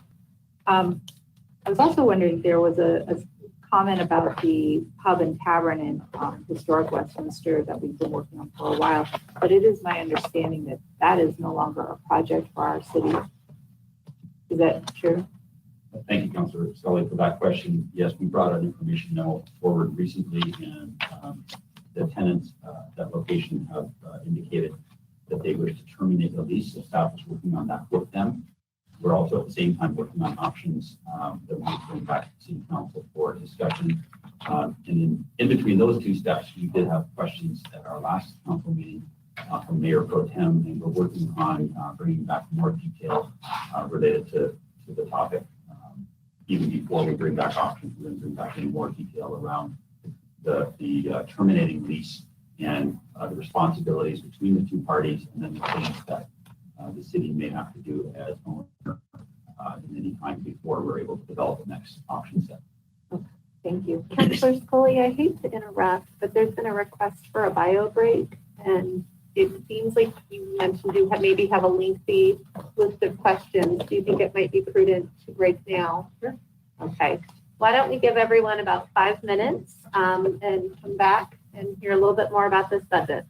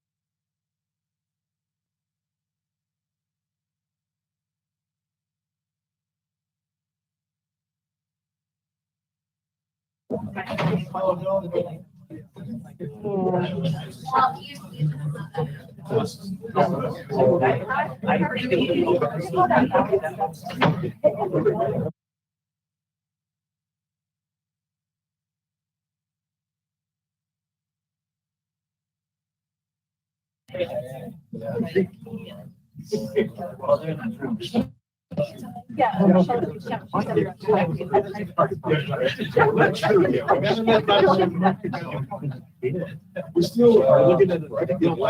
It's not as smart.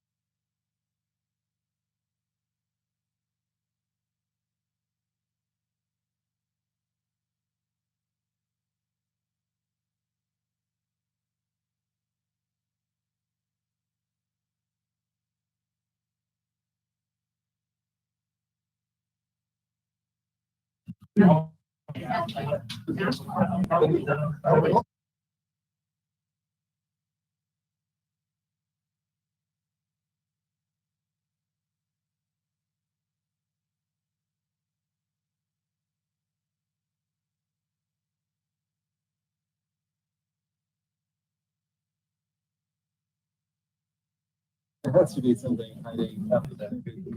I put it in on purpose. You'll be doing. It's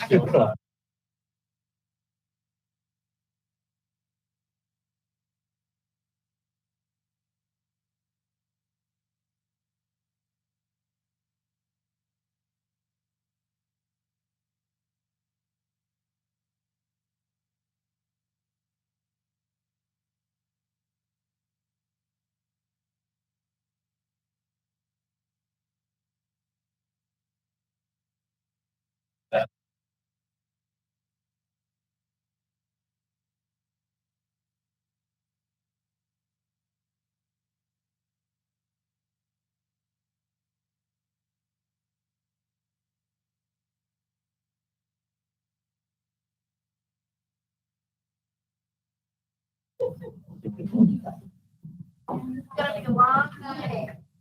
I'm so hurt.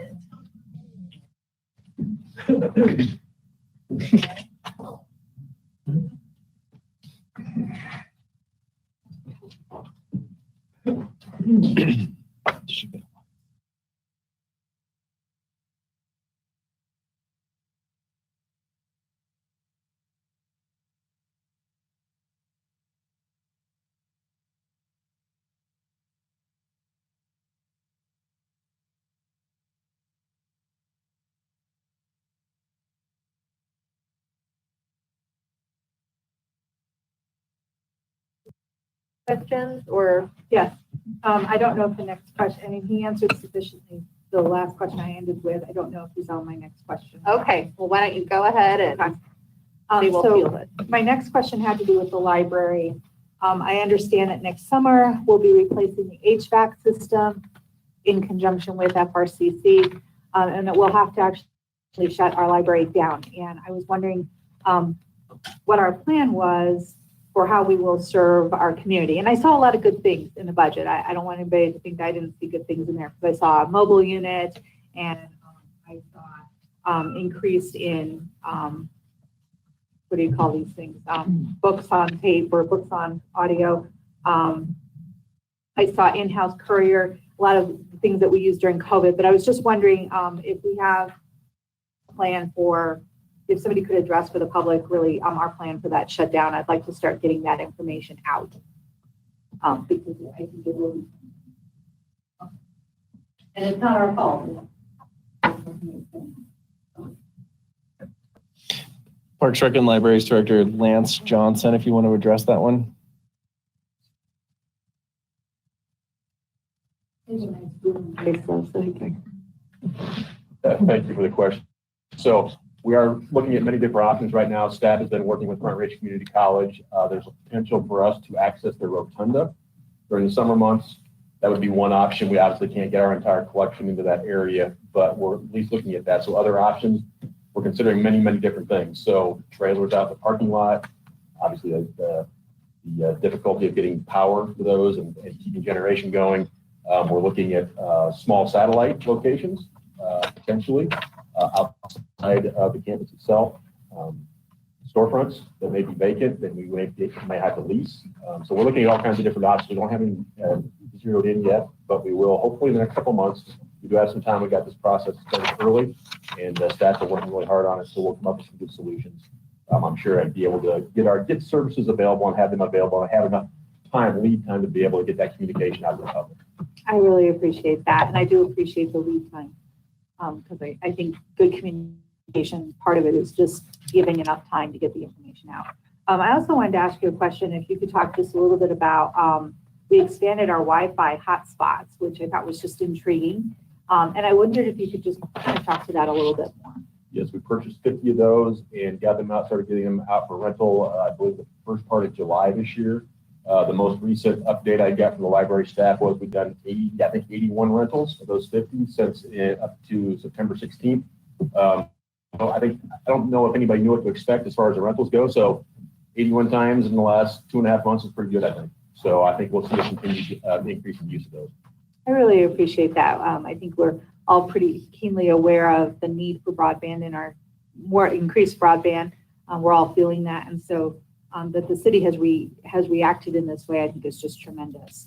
And then the city language access plan, that was something that was new to me as well. And I wondered if you could talk about that. That I'm going to have to turn over to someone else. We've been working very little on the language access plan in the department. We're kind of short staffed. So we have been working somewhat a little bit on it. I'm not sure who might be able to. Assistant to the city manager, Cody Erb, I think is going to be best able to answer that.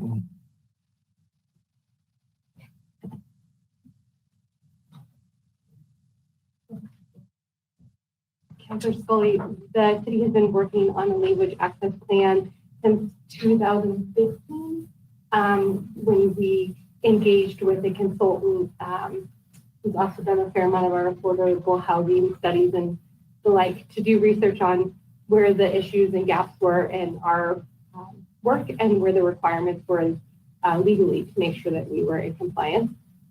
So the team is cross-departmental, and we've been working on making incremental changes and then embedding, always having a language accessibility component to those new work that we do. So signage and facilities, that sort of thing. All of our COVID materials were also done in Spanish.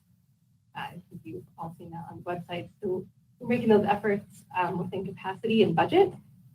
We learned through this process that having a centralized fund made a lot more sense than trying to disperse it between departments and hoping that things work. Okay, thank you. And then there was a fee based on parks and open space, and I guess I was a little taken aback. I don't remember hearing that we would do this. So I was wondering if somebody could kind of help me understand, are we anticipating that we may have to charge use, or is that coming from the tax? Or, and it's on, I got a page, it's might be on page 140 or 150. My notes were getting sketchy at that point.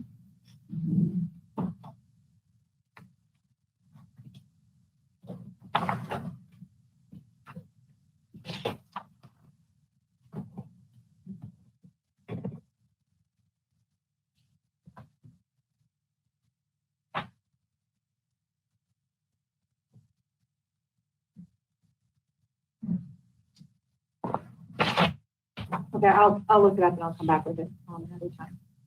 And then under the police, I noticed I appreciate the achievements of the advisory board and wanted to call that out. And then I was a little curious because I saw it in the achievements, the co-responder program, but I didn't see that in the continued objectives. And so I was just wondering where we were with that. Will we be expanding it? Will we be giving a grant for it? What is our intention? Chief Halbert, if you'd like to come forward and address that question.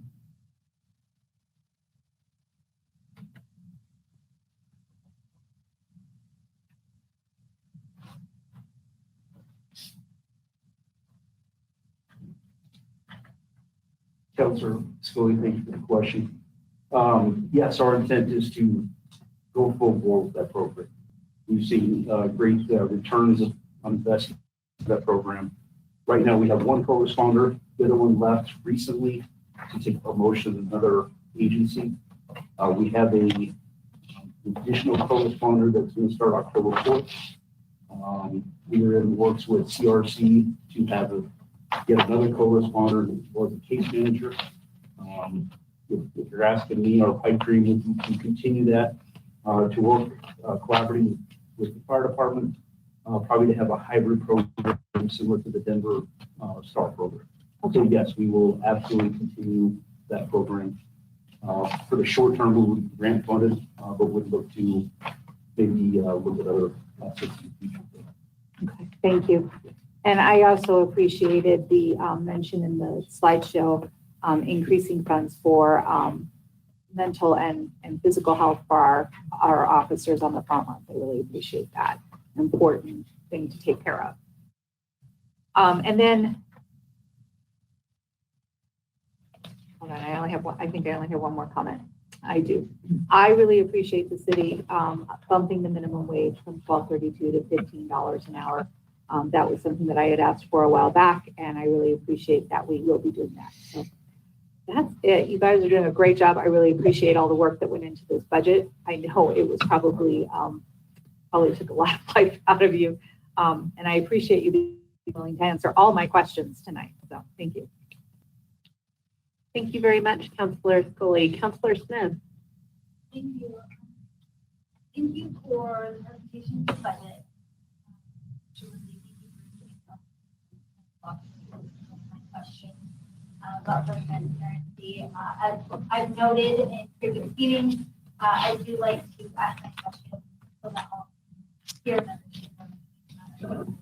But so this year's budget,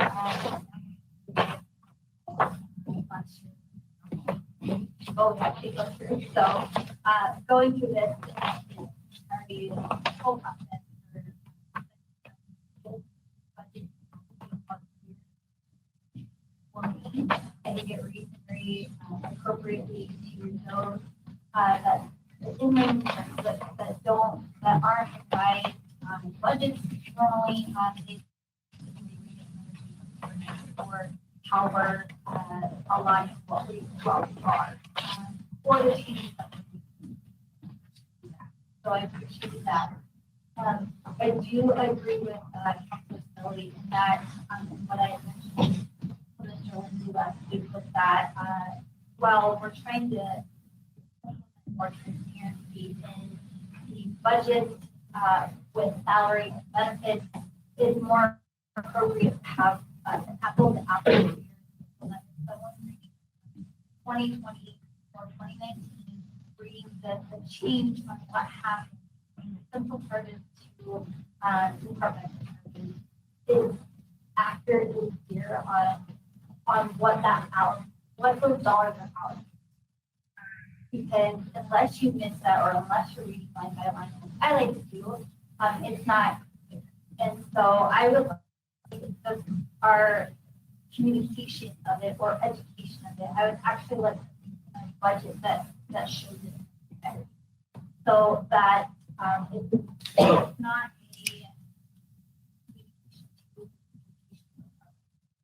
for that clear understanding.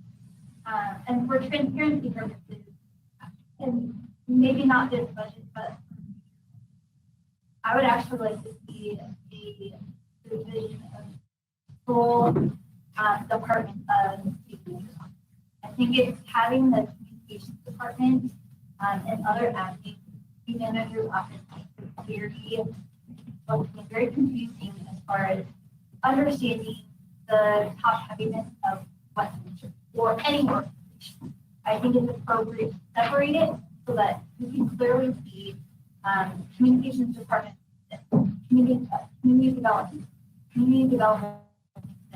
city manager's office. I think it's appropriate to and not mix that has been dollars allocated in that part. That makes sense. So I think separating that from the true understanding what that like is appropriate. For adding in those communication positions or continuing to fund communication positions, I'd like to see some departments as far as what we stand to do with dollars. This is an avenue that I'm very well versed in. I've had a career in it. But to say that we've had so many people on our website or have had increased numbers of this many people on this site is not a good metric to gauge on. I want to know how many people have we touched in the phone calls, emails, the responses, the response time. I think some of that was laid out in the department, which were highlighted in the budget, and I appreciate it. It should tell a story. It should tell what we're doing and the service we provide. And to get to these expectations of what we're adding, that's what I want to see. And the justification, not just for the communication, but for what we're doing entirely for our life. So in some of those areas, I feel like that's where I'd like to see more of a justification. Where are metrics, what we think to do. Because I think that is important. There are a couple questions that I'd like to go over. And one of them was the having a clear definition of the apples to apples for the reallocation of dollars. But the other one is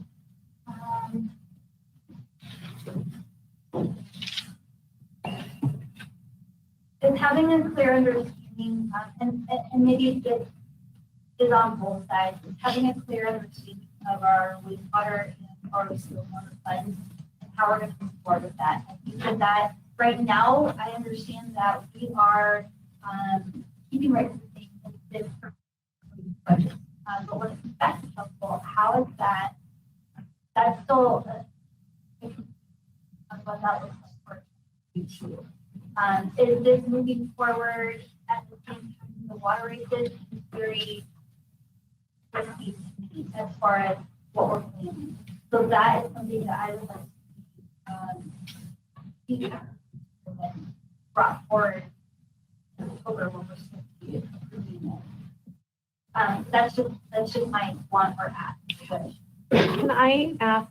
I want to make sure your question's being heard and honored. So, are you saying you'd like? What exactly do you want brought back before October in regards to the utility fund? So, I would like to understand if this that we don't vote on. If we don't vote on the water rate, is this what's moving forward for 2022? My understanding, we've already voted to not have a water rate increase, so the October vote is on our budget. And it already contemplates, please correct me if I'm wrong, it already contemplates a 0% water rate increase for 2022. Am I correct with that? So council gave direction to staff to not increase the water and wastewater rates from 2021 to 2022. Council still has to take action to ratify that decision. And maybe ratify is not the right word, but to approve an ordinance continuing those water rates from 2021 into 2022. This budget assumes that that would pass based on previous council direction, and contemplates no change in the water rates from 2021 to 2022.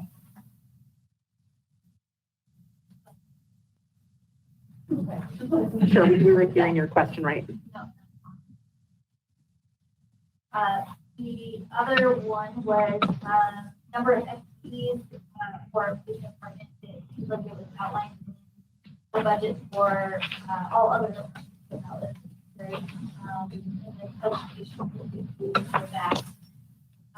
The other one was the 72nd water replacement. And my question was that was not only was it a item that the community has brought up, but my question then is Jack and as far as where is this in our capital is outlined through the design, as far as my understanding that move to design to the under construction.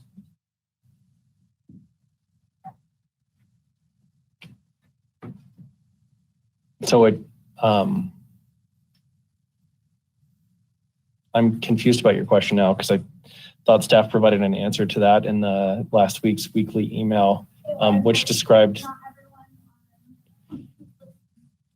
Yeah, so can I get Public Works Director Max Kirschbaum to come up and speak to that? Does this work? No.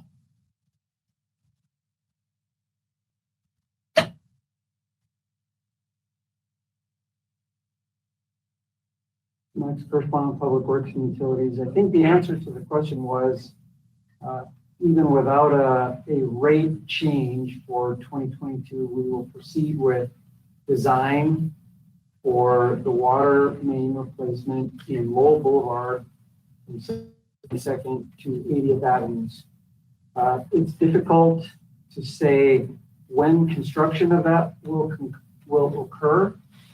And as you look at the tables in your budget, you'll see there are no values for 23 and beyond, because unless we know what the rate will look like for 2023 and beyond, it's not possible to commit what construction will take place or what will not.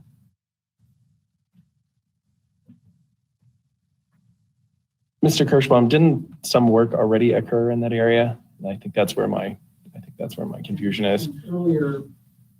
Earlier part of that question was, what about there was also a small diameter water main in 72nd Avenue.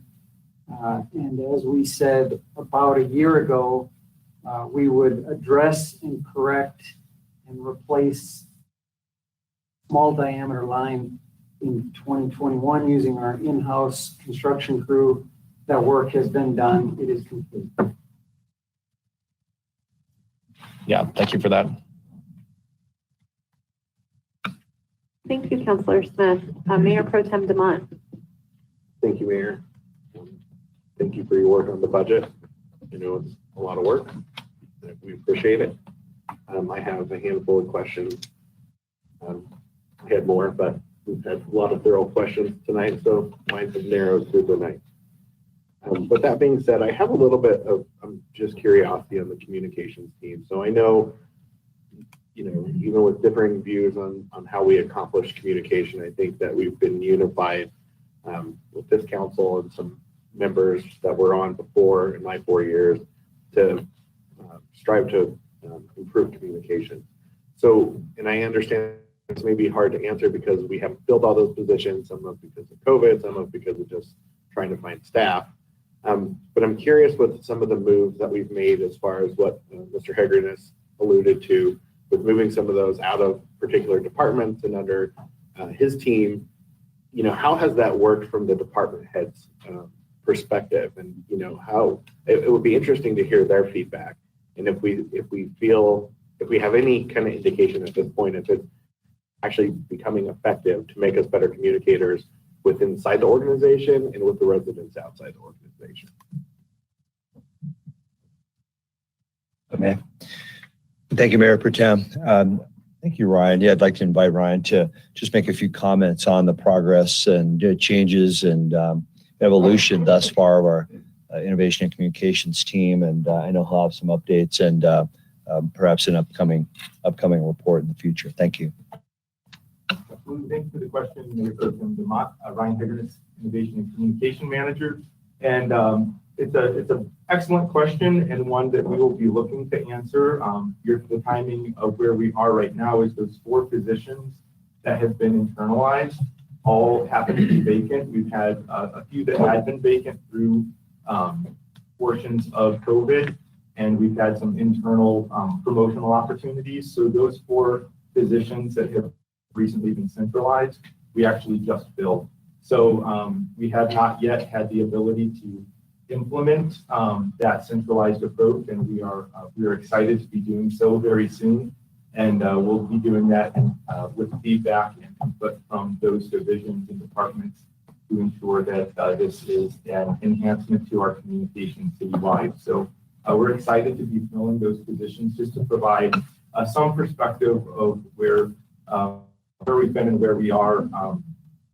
During COVID, we were actually at the lowest communication staffing point that we've been in about a decade. So with the unfreezing of positions and moving forward with these hires, we certainly expect to see a lot of improvement to meet a lot more council and community goals of enhancing accessibility and transparency and being more proactive in our communication. I appreciate Councilor Smith's comments as well. I think she's right on with those comments about the metrics and tracking. That'll certainly be a component of our efforts moving forward as we relaunch with these new hires and a more fully staffed team. Thank you.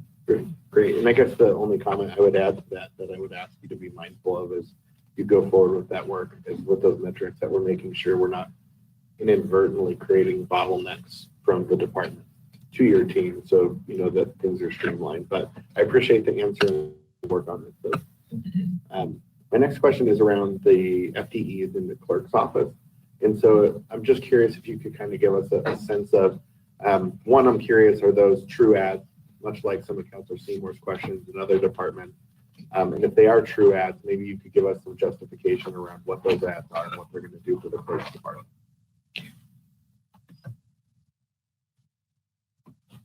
There are no changes proposed in the city clerk's office staffing next year.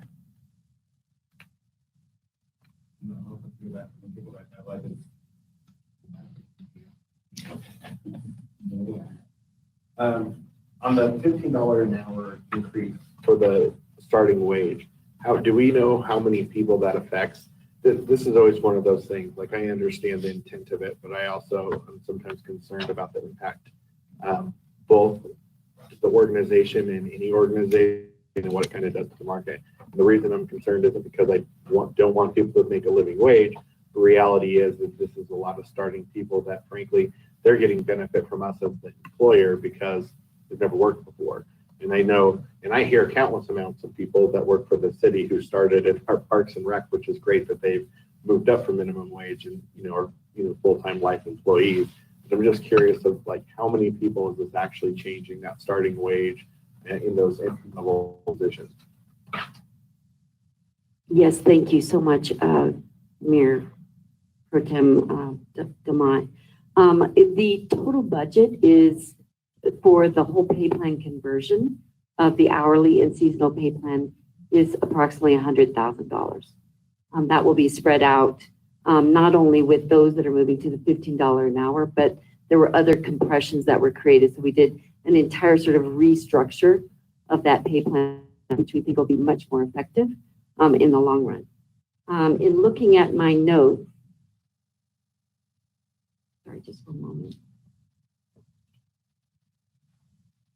We actually have an absolute overview of who is making those changes. I don't have that absolute number in front of me of how many that impacts. We'll have to get that after.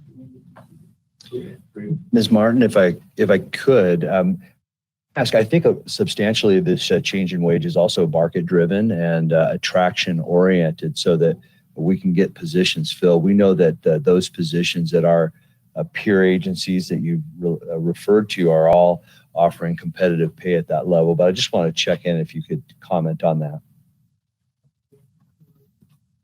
So we did an entire benchmark review of our seasonal and hourly pay plan. That's where we pull out, just like we would our regular pay plans, our benefited pay plans, what we call a benchmark meet. So that might be the fitness instructor or the aquatics instructors. So we pull those out, we survey those, and make sure that those benchmarks are appropriate at market. And then all the other classifications within that pay plan are also aligned, appropriately internally aligned. So that's how we build our pay plan. And so I can absolutely guarantee that it is based on the results of our survey. And we did the survey with all of our counterparts. That makes sense. One thing I'm curious in that realm. So I have a 14-year-old who started working because the market is what it is. And so, I mean, is that, as far as us trying to be competitive in some of those opening entry-level positions, are we making any other kind of adjustments besides pay to, cast a wider net? We always take a look at, at what ages can we safely provide services, obviously driving, et cetera. We cannot make those changes. We are licensed by the state with some of our programs like preschool and our summer program. So that requires a certain amount of experience and also age. So that, unfortunately, we're not able to change. Other positions, though, we are definitely looking at and always do and always will. We're also trying to make sure that we do a lot with retention.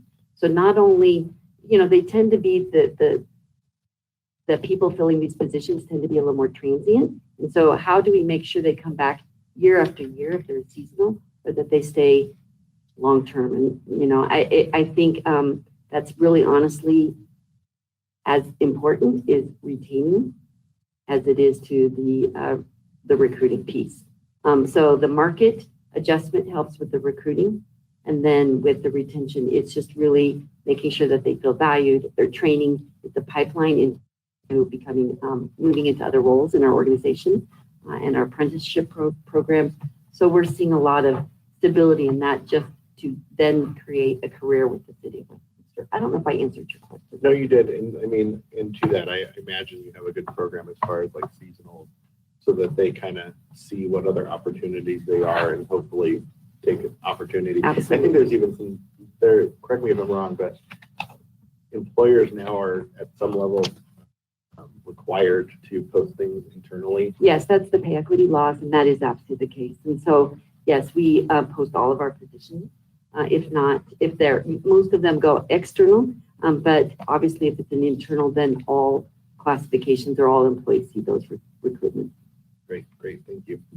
The next ad that I had a question about, and this was with the PD, and this was talked about a little, but I'm just curious to understand a little more. So there's this special event team that was an ad, and maybe you could just give me a little bit more idea of exactly. I have in my mind what I think that was, but I want to make sure I understand exactly what that is. So, Mayor Pro Tem DeMott, thank you for the ability to clarify, and I'd ask Chief Norm Hopper to come up and give a little more information on that development.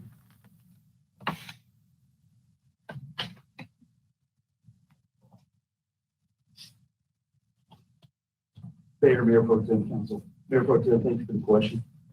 The special events and engagement team are just like it sounds. They're going to be designed primarily to go out and engage the community, to businesses, HOAs, all the small groups that we haven't engaged in the past. And then when they're not doing engagement, primary focus of these special events from the north end of the city to the south end of the city, which would include the downtown and special functions there, 4th of July, those types of things. But any new things that are coming into the city, they would be the taskmasters, if you will, working with PR and all. TRNL, fire department, and any other city departments to kind of coordinate, to figure out what resources we need from the police department. So both in on the planning piece of it, but also at the actual event itself, providing security and safety. Great. And just so, I think I know this too, but I think it'd be good for the public to understand. So, I mean, to date, you do a lot of that with people who do shared roles, right? Like I think that a lot of the PIOs have done those tasks in the past. So I imagine this allows them to open up to stick with their job and these folks to actually focus specifically on these and allow us to be a little more efficient. A little more efficient, a little more transparent, a little more engaged in the community and what they need. Yes, that would be their primary function, which would allow the PIOs or other patrol officers to continue in their primary functions and allow these people to focus on those. Great. Well, I think this is great, and I just wanted to dig into it a little bit. I think the obviously community building with our police department is really important, and so that folks know that they're there to keep them safe and be their partner. So I appreciate this, and I appreciate you answering my questions on that. Two more sections that I have, and you could probably hang out here. This next question isn't for you, but my last ones you may have some input on. As far as the fee in changing from infrastructure to I can't remember, roadway, whatever you guys call it. Roadway improvement fee. Perfect. Amy, thank you very much for the definition of this, because this is one of those things that I feel is much more transparent, and I think it's very confusing what it was for, especially with so much discussion around taking care of our infrastructure and the fact that that's on our water bill. I think this will give better clarity to residents what that's for. But with that being said, do we know at this point per dwelling unit what that fee is actually going to be recommended to be? So right now it's $6 per meter. But what is that fee actually looking to be in the budget? $6 per dwelling unit. Okay, so you're just changing the measurement. You're not changing the actual fee. Yes. Do you know what impact that has to the budget as far as dollars? I mean, it's just in there. I apologize, but that's what I was trying to understand. I do understand that the fee was going to change, and that was yet to come. So I'm trying to understand the impact of the fee.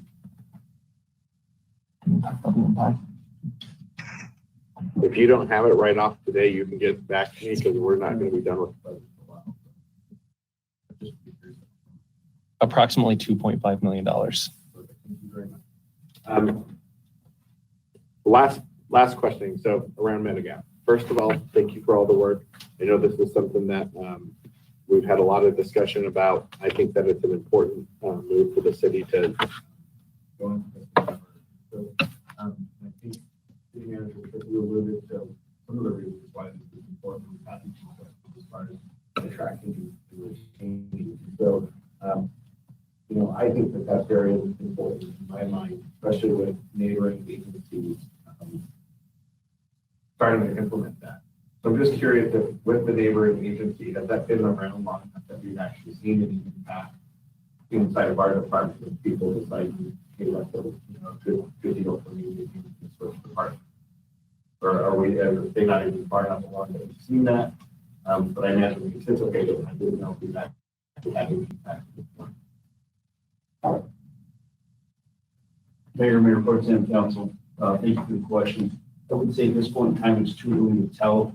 We have not lost anybody specifically to Thornton, which is the agency that does that.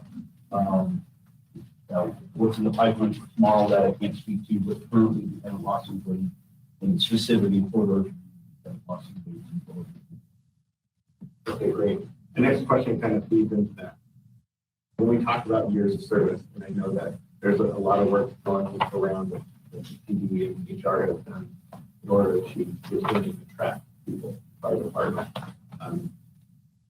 So when we look at the Medigap, in order to attract more people, when you talk about 20, 25 years of service, are we giving new people lateral years of service for years of their service with other agencies? Or is this only going to count those years of service? Thank you. In the market, well, what we would want to tell any potential hire in any department is that the city of Westminster and its city council has a commitment to a market-based competitive pay and benefits and environment. So we feel confident we can say that with this change for retiree health. In terms of attraction, we have, I can say that our peers do not have that. That's not in the marketplace where service credit is given for service at another agency. So I can say that's pretty consistent, and that's not what we've modeled here. In terms of attraction, it seems we're attracting folks earlier on in their careers. We've been successful with that. We're offering a hiring bonus for folks with experience to come to Westminster, and they would still have, we think, a real competitive opportunity to achieve those years of eligibility. And of course, we will continue to monitor what's happening in the marketplace. We can truly say we are a market competitive pay and benefits employer. So we'll continue to watch that, but we don't see that in the marketplace, and it's not a part of what I had proposed tonight. I appreciate the answer and the clarity around it. What I would ask is that we monitor that, and I definitely want to see it. I hope that my colleagues agree move forward with what we've modeled today, because it is a place to fall. But I am concerned that the culture shift with so many good folks who have many years of service deciding this is no longer the rest they want to take frankly every day, that we're going to lose a lot of experience that makes us have a better department. There's an unexpected consequence of what we've seen in the nation, where it's actually not going to increase, in my opinion, not going to increase the quality of places, but decrease it. So at some point, I would ask you to monitor it if it looks like we're so much experience that maybe, hey, this 15-year officer that might come here because we offer some sort of credit for years of service. That may be something that we want to think about. So I appreciate you answering my questions, and I look forward to continuing to go through the budget process. Thank you, Mayor Pro Tem. Councilor Smith?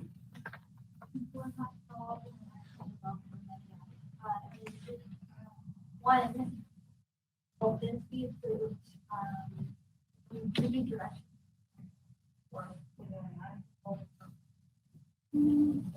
How does that work? Thank you. I appreciate that. The study was just performed and completed in the first week of September. And of course, Mayor Pro Tem Council, you've had your budget since September 2nd. So these two overlapped a little bit. We weren't fully prepared to make a recommendation until your session here tonight. So the recommendation, as I presented earlier, yes, we would like direction that this is something you'd like us to revise the proposed budget that you have in front of you tonight, and it would be included in your budget ordinances on October 11th and 25th. And if it's adopted, we are proposing implementing that. We do need some time for implementation, communication to the workforce, systems. We need to work with our brokers and insurers. We can implement this on January 1st of 2022. So yes, we would need your direction. As I mentioned earlier, it's not yet included. So we will take that. Thank you.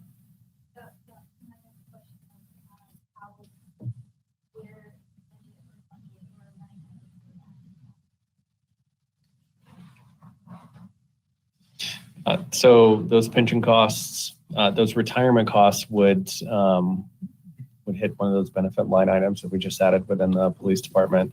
Yeah, that's where those would head. Mr. Lindsay, it'd be along with our current retiree health expenditures, I would guess, and I don't know if those are parsed out or in one spot, but we would report back. Yeah. I said police department. I think we'd actually.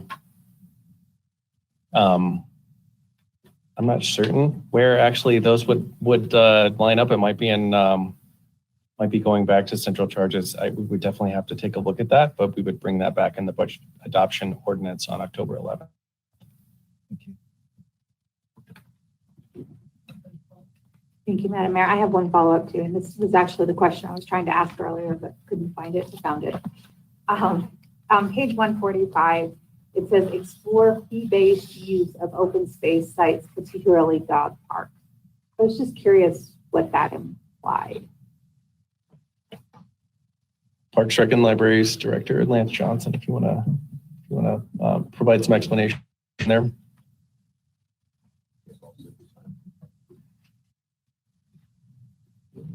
Mayor Pro Tem Council, Councilor Scully.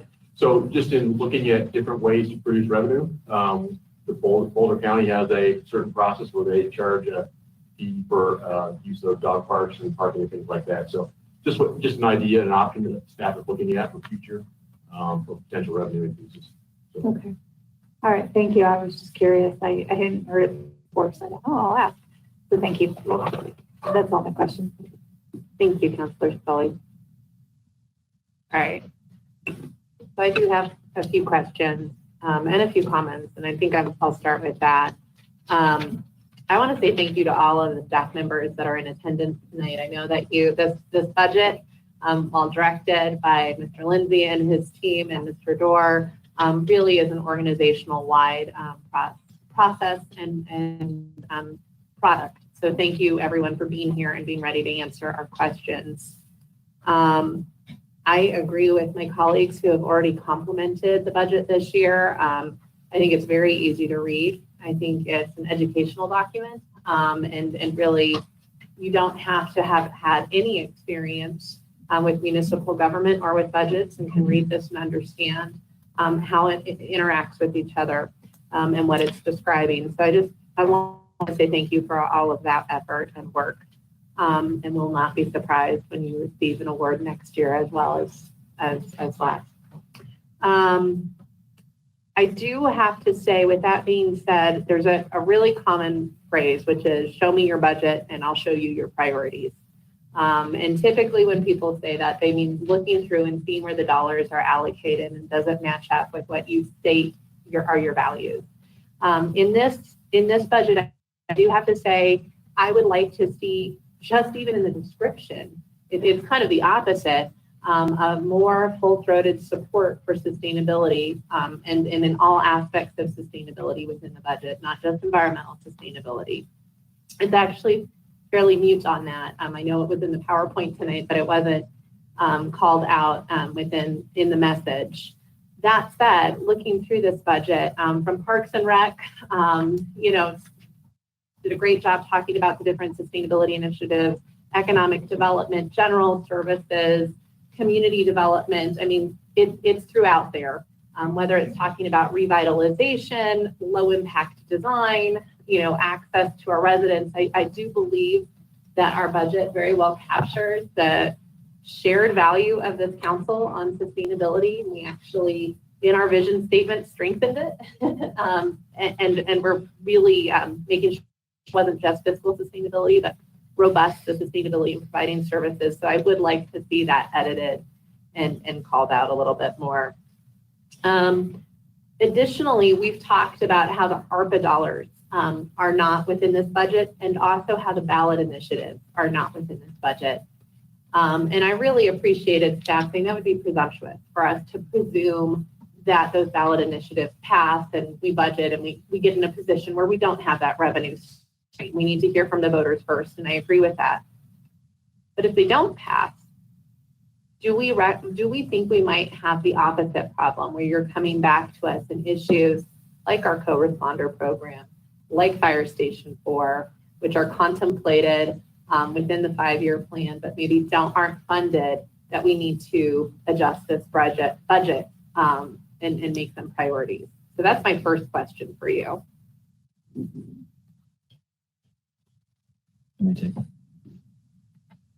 So those items you've identified are certainly priorities for staff, and I think we've all shown an ability to come back and analyze all our revenue streams and all our opportunities to accomplish priorities. I'm not. Certainly, the passage of the public safety tax would would move forward the ability to fund those items from a dedicated sales tax like the public safety tax. Without that, I can't estimate when we would be able to fund those items otherwise. So I will tell you that it's going to be very important for me that we have that we fund the co-responder program. I love that we have a grant right now, and I love that we're providing this, I think, really wonderful way to support our officers, so that they can respond in the best manner and support our community. But if something's your priority, I don't think you can always rely on grants. And so I do think that eventually we need to figure out how we budget for that in perpetuity. And so if it's important enough that we're asking our residents to potentially assist us and go a little deeper and help fund that, I think some of those priorities might be things that we need to see if we can fold in regardless. And I apologize if I'm not being clear on that. The co-responder is one area that I'm very passionate about, and is just one example. I'd like to take a second to talk about the roadway improvement fund. I want to just make sure, and I believe I heard you say it. I know it's going to allow for asphalt, and the language will allow it to be spent on other things. But will it further our council goal and our transportation and mobility goal of complete streets? So it really focuses on all aspects of how our roads and bike paths and sidewalks meet the needs of residents. Would that be an allowable use with the way we're changing the language? Particularly if we're making the equity argument. Thank you for the question, Mayor Seitz. I'm certainly not the best person to provide a definition of what complete streets means, so you're going to have to forgive me a little bit. That said, all of our resurfacing projects that are paid for by those fees are evaluated for potential traffic revisions, like bike lanes, like repurposing lanes, bus lanes, pedestrian access, that are then implemented when deemed necessary. But we believe those are acceptable uses under the code change that we have proposed. Okay, the language saying it allows asphalt. Like I just wasn't sure if that was consistent for that it is. Okay, that makes me feel great. I had a conversation. Also, like my colleagues met with Mr. Lindsay and Mr. Dorr to kind of go over the budget and just asked, wanted to follow up on the gentleman from Jeffco Affordable Housing and understand how this will work per unit. And, other parts of our city contemplate how much someone is assessed based off of usage. So, or kind of presumed number of tenants. So for our public land and dedication, there's a whole formula. If it's a single family house, we presume a certain number of residents. If it's multifamily, we presume a different, and then we use those numbers to determine the either cash in lieu or the amount of public land. Do we similarly think, like my home has multiple bedrooms, do we presume that I'm going to have more impact on our streets? So maybe I should have a $7 bill and someone in a studio should have a $3 because it's probably $5. Just to kind of promote that equity angle, which I like that we're doing this, by smalling unit versus meter, but do we want to get more mind frame? So thank you for the question, Mayor Seitz. We don't currently do that within the existing infrastructure fee, and that's not at least what staff had in mind with the proposal around the roadway improvement fee. However, if council would like to direct us to take a look at something along those lines, we certainly could do that, but that's not within the proposal that we've been working under.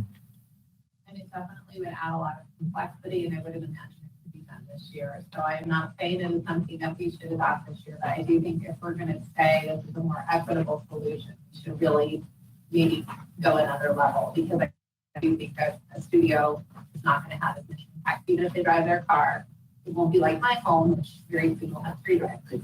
So I do think maybe in future years we can to figure out a formula that really matches impact.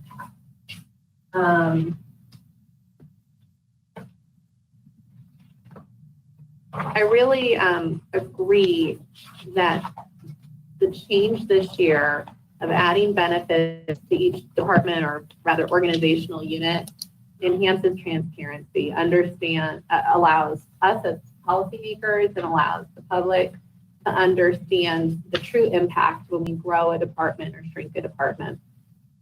So I appreciate that change, but like my colleague, I want to make sure we're really clearly communicating that to residents. I have found people just open up straight away to the funds by department and to think that we have this huge increase or people are being paid a lot more. So I think we need to communicate that. And I do think it would hurt to show the corresponding accounts that have gotten smaller, right? To show the decrease in addition to the increase. I love that we have 5-year projections now. I think it's really great that we're doing that. But again, I want to manage expectations on the accuracy of those. I loved how you described it as cautiously aggressive, but I'm wondering at the preamble of the budget if it might make sense to have a little more information about what assumptions are used, how limited the models are. Because I remember when I was getting my master's, they said the one thing you know about any model is it's going to be wrong. So just, again, kind of similar to Councilor Scully's, I think, point, just making sure people know this is not, within a certain degree of accuracy, that these are really just best assumptions based off of conditions. In the presentation tonight, you highlighted the transition to a centralized recycling center. And I'd like to hear a little bit more about that. And I was hoping someone could reference what page that was in the budget specifically, because I'd like to understand what that transition looks like. When you came to us mid-year to talk about potentially closing recycling centers because of their extreme use, I felt this council was pretty clear in saying we'd like to keep those open. People using something so much that they're overflowing isn't necessarily a sign that we should stop that service. And so I'm not opposed to a centralized site, but I think we need to be very cautious in how we transition, and I'd like to learn more about that. Thank you for the question, Mayor. Mayor Sites, I don't have a reference for a page number off the top of my head, but I know Deputy Andrews is ready and willing to provide more information. Thank you, Mr. Lindsay. Deputy Andrews, thank you, Mayor, for that question. Staff is actively working on options around that. There is an existing budget item that's been carried forward for a number of years for that central city facility, and the staff is working with model to have that be a very viable go forward. We would be looking at a hybrid solution initially, understanding that the users of our existing sites are very accustomed to using those sites. But however, they're not functioning very well because of the partially staffed nature of those locations, resulting in a lot of contamination of the materials and a lot of effectively efforts that don't yield good results from a waste management perspective. So we're looking at a hybrid model where we would also work with an outside agency or partner to help us shift the nature of those locations to perhaps mobile locations that might serve through a third party, might serve more specific and rotating needs for our community. And so those are the options that we're working on putting together in a hybrid solution moving forward, but really advancing with a much higher level of service, central location as the core for those drop-off amenities, because they would provide options for people beyond what the current smaller locations provide.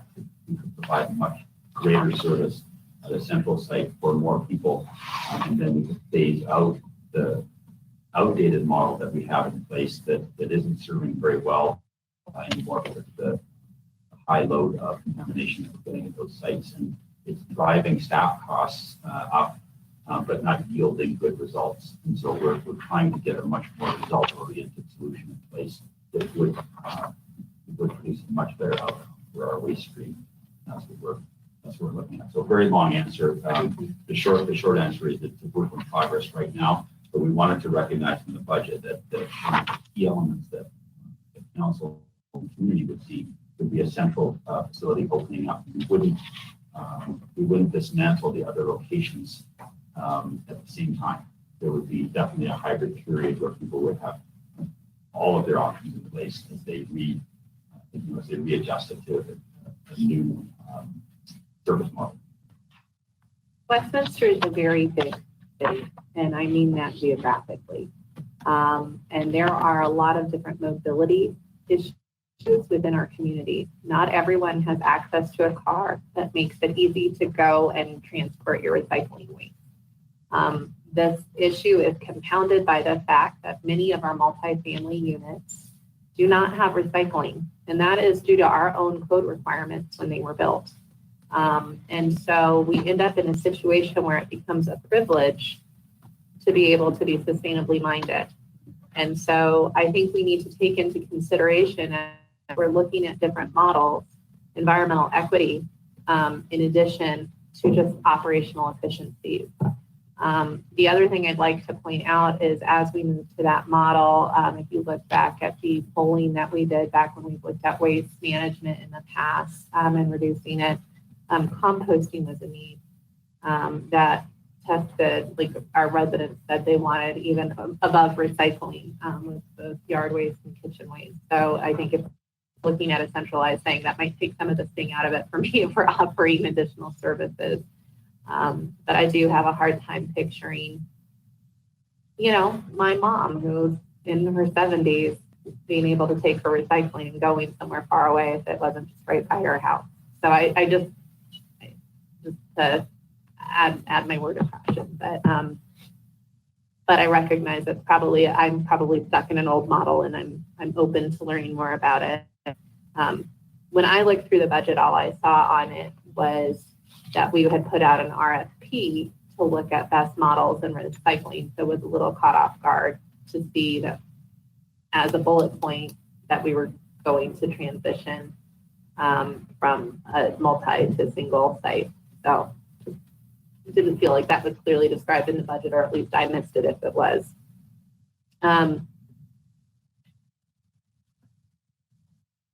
So thank you, Mr. Andrews.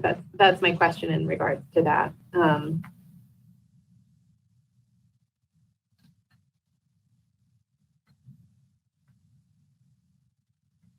There was in the budget, it talks, and this is pretty early on, about $50 million in the water pipeline for Water 2025 coming out of the budget, but that we'll be looking at utility capital projects reserves to do that. Can we talk a little bit more about that, and if we're going to eliminate that beyond when we look at it by fund, so that it's clear for people that that money has an intended purpose?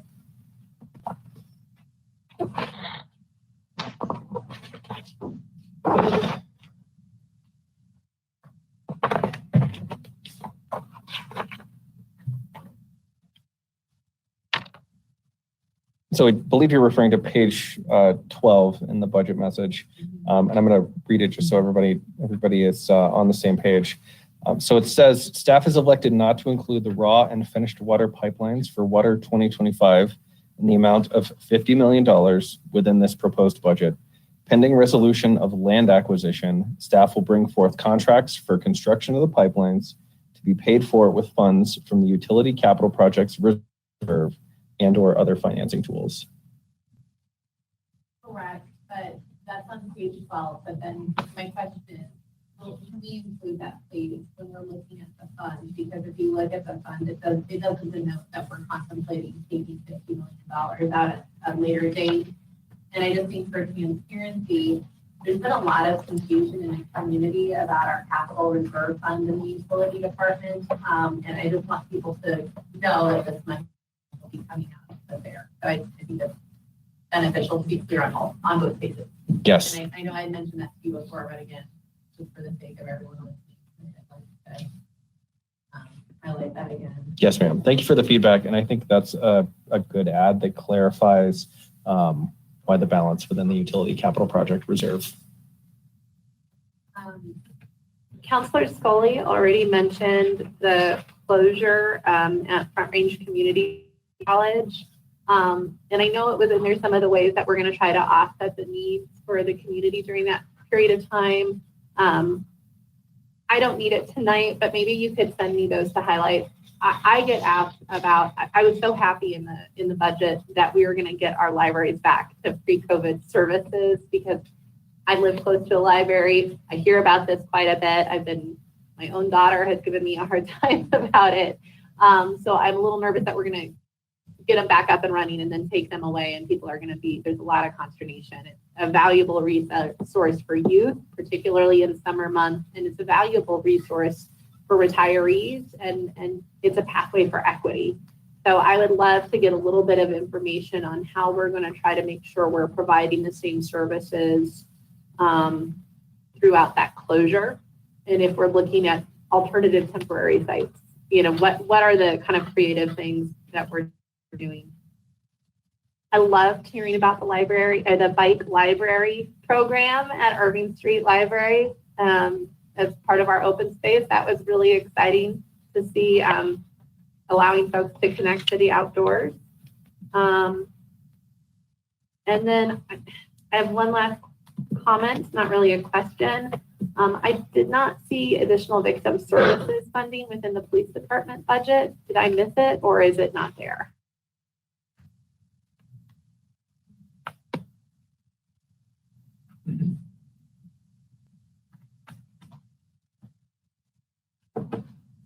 Nothing sticks out for me. Mayor, did you have an expectation that there was? I know we do receive some funding that has to be appropriated after we receive it because it's grant funding. Okay. So that might be what you're thinking of. We had a presentation on services department maybe 6 months ago, and at that time it became really clear to me, even though our population has grown, the volume of calls that they work on has grown, the number of staff that we have working in that department has not grown. And so I made a comment at that time asking if that would be something that we would see in a future budget. And so just wanted, and it might be there's a lot of needs in the police department, and that might not have been a priority that came to the top with all of the competing needs. So I'm not double checking, but I'd asked that question and just kind of wanted to circle back on it. I know we are also well served with victim services by having a very robust volunteer effort. And so perhaps that has helped offset, that increase in demand over the years. But I do think having the communication on the budget as far as those victim services, those community services is helpful for residents to hear. So I just want to, if there is any additional allocation there, I'd love to be able to communicate that to people because it's an issue people care quite a bit. Understood. Thank you. And those are my questions. I have some other that are just curiosity questions that I will email you. I'm going to ask my colleagues if there's any other questions that they have.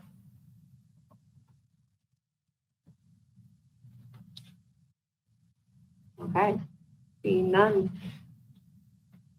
All right. What? Your city manager Tripp or Mr. Lindsay, do you have any parting comments? Do you need us to poll in regards to the Medigap, or I'm sorry, the retiree health benefits? Yes. Yes, please.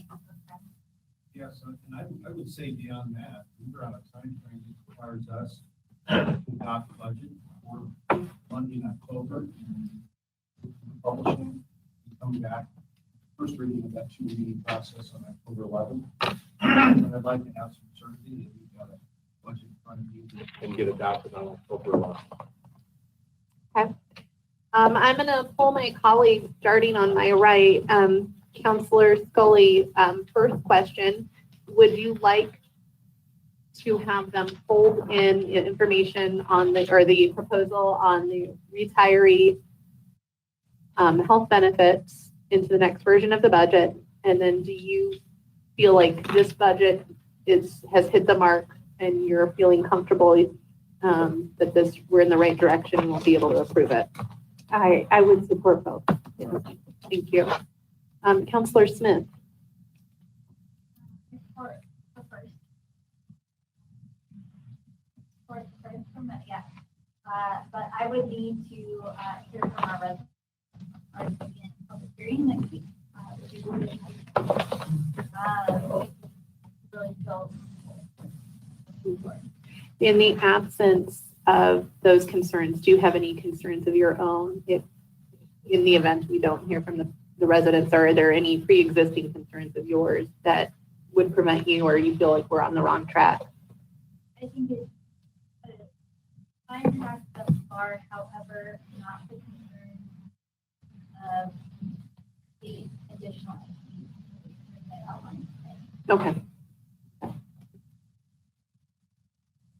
Do you need follow-up on that to help address those? Do you have a follow-up question, Mr. Lindsay?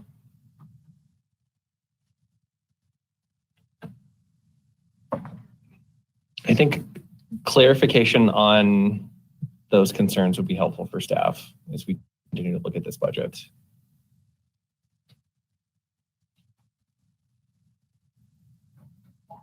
I think I outlined that in understanding the measures of why we're continuing to fund these positions, specifically communication, and how, like, what is our direction for it? And I think potentially we outlined what we did, but it wasn't really outlined here, but to direct our strategic planning objective to the items that, so for example,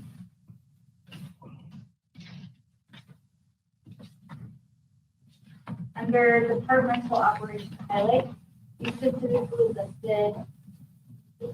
said the objectives that outline each bullet point.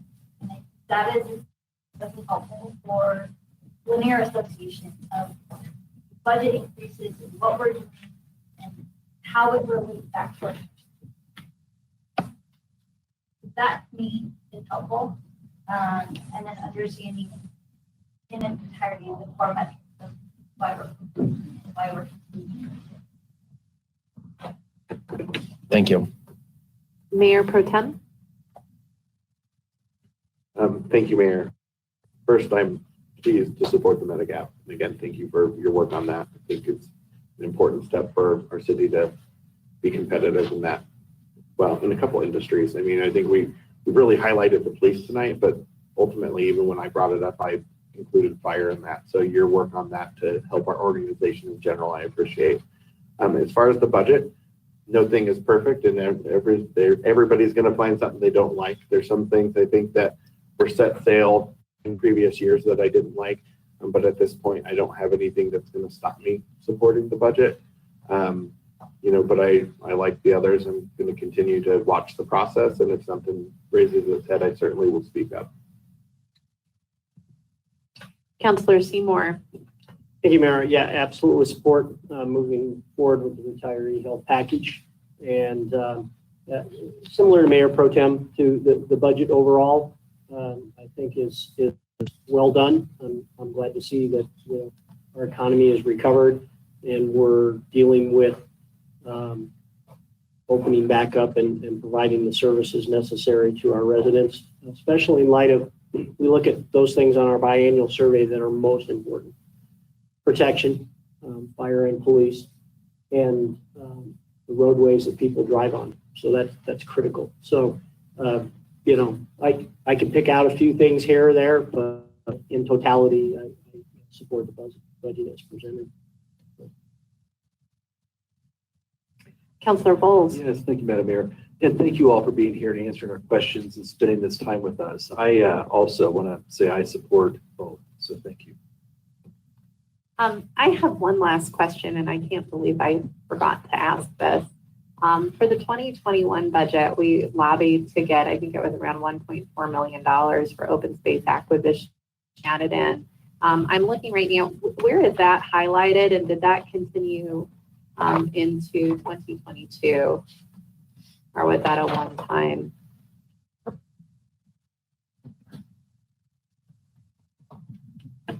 So that's on the bottom of page 193, open space and land acquisition in the amount of $1 million. So it goes down. Yes, ma'am. Okay. All right. And then is there a particular reasoning for why we decided to go down on that amount? The number of priorities, and I think the number of parks priorities next year around downtown parks, the Front Range HVAC project was a big need as we looked through those parks projects. I don't know that I can name anything specifically off the top of my head that that caused that. I just think we have a number of priorities. Yep.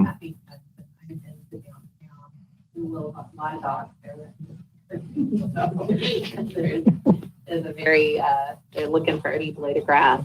So all right, thank you for helping explain that for me. I also am supportive, at least in seeing I'm supportive of the Medigap or the employee benefit retiree benefit health plan. It is really hard for me to have seen this in the slideshow the first time when it's going to be an ongoing liability, and tried to communicate like this is what I used to do. And so I don't want to get in the weeds of it. I like the policy of it, but it would help me feel a little more comfortable to see it folded into the budget. So I just need to really understand how it looks in perpetuity and how it looks immediately. So, and I recognize you don't have a full crystal ball to be able to tell me that, but I believe the actuary gave you some great information, but maybe more than like would be helpful for me. So I'm fine having that folded in. And then I'm fine with this budget. You know, I apologize. I just want to make sure that we're hitting the needs of our community, that we're being smart and intentional in how we're doing it, and that we're taking advantage of opportunities that are, I think, going to present the city and understand the threats that we're under. And I think you guys hit the mark with that. So I'm happy to go forward with this, but it doesn't foreclose on me having some more questions down the road. So, but thank you so much. I think we're definitely on the right track, and this was a great presentation tonight. Mr. Lindsay. If I could add one more bit of information, thank goodness for my staff behind me and all the staff that's here supporting us. But they did poke me and mention that some of the money that's within the American Rescue Plan proposed allocation could also go to open space acquisition and dewatering parcels. So there's additional funding should council approve it for that purpose when an ordinance comes back to appropriate that. Much. Without any other comments or questions, Mr. Tripp, would you like any closing comments? I would. A couple of things, actually.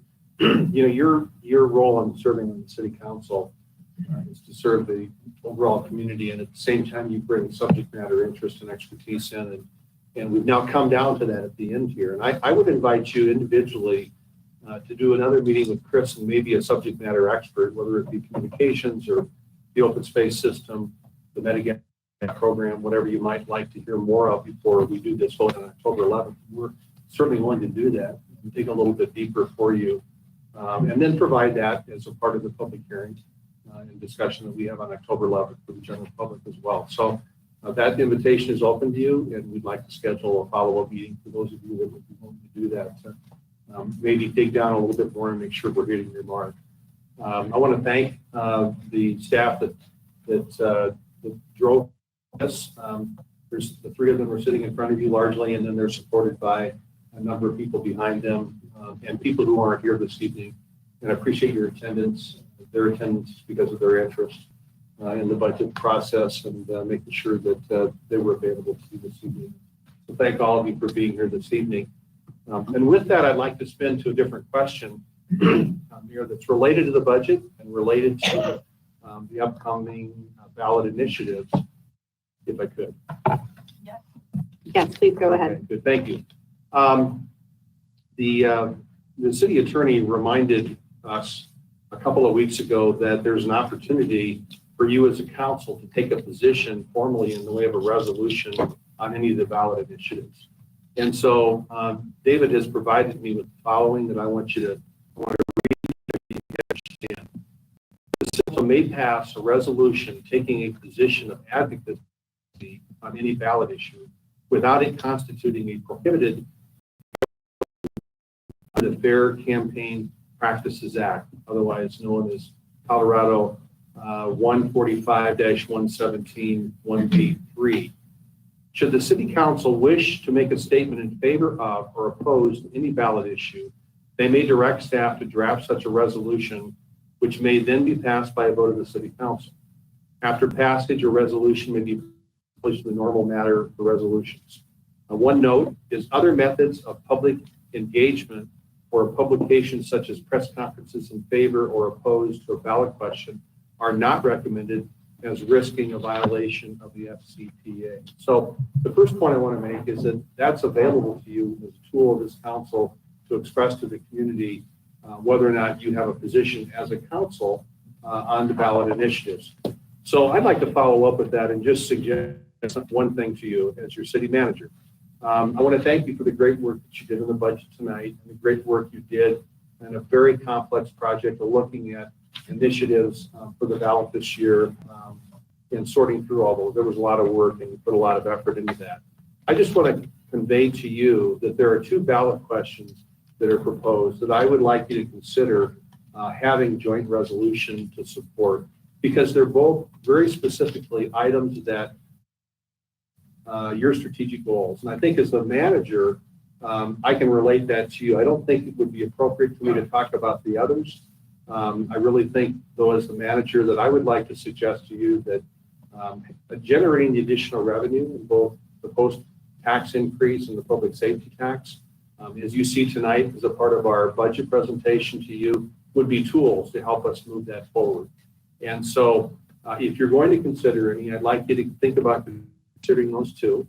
If you do, and there's some appetite for that, we would prepare a resolution and have that back on a council meeting. And, David or Chris, can you tell us what the timing needs to be of that in terms of the council's action? So I don't know that there's a firm deadline on this. Certainly we want to get it out before around the time folks get their ballots, receive their ballots in the mail. I think staff is prepared, if council wishes to provide direction tonight, to bring back such resolutions next Monday night, if they would like to provide direction tonight. Council, I'm going to go ahead and pull you on Manager Tripp's request, or I guess question more than a request. Does it make sense for us? Well, I'm just going to separate them and ask each of us a question.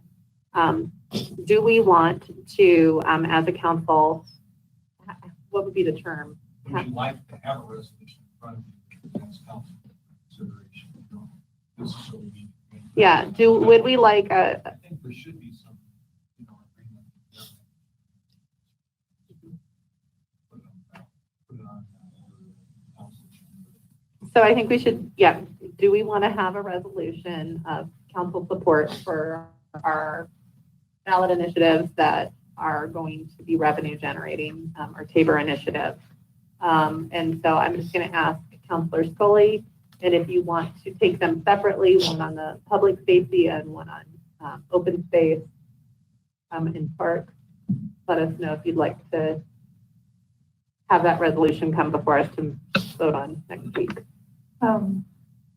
I am good with the resolution coming forward. I'm kind of curious why we're not adding the charter part to it too. That seems like a council initiative. And so I'm wondering why we wouldn't support that as well. It's entirely up to you, first of all, what you do. I didn't include the charter in my recommendation to you because I don't think as the manager, that would be my role. But I'd also say that it's an advisory question. It's a bit different than the Tabor question. Are you referencing just the charter cleanup, not the wards and districts? Just the charter cleanup. Okay. That would be something certainly that City Attorney Franklin and I discussed this, and I think he'd be comfortable with either way.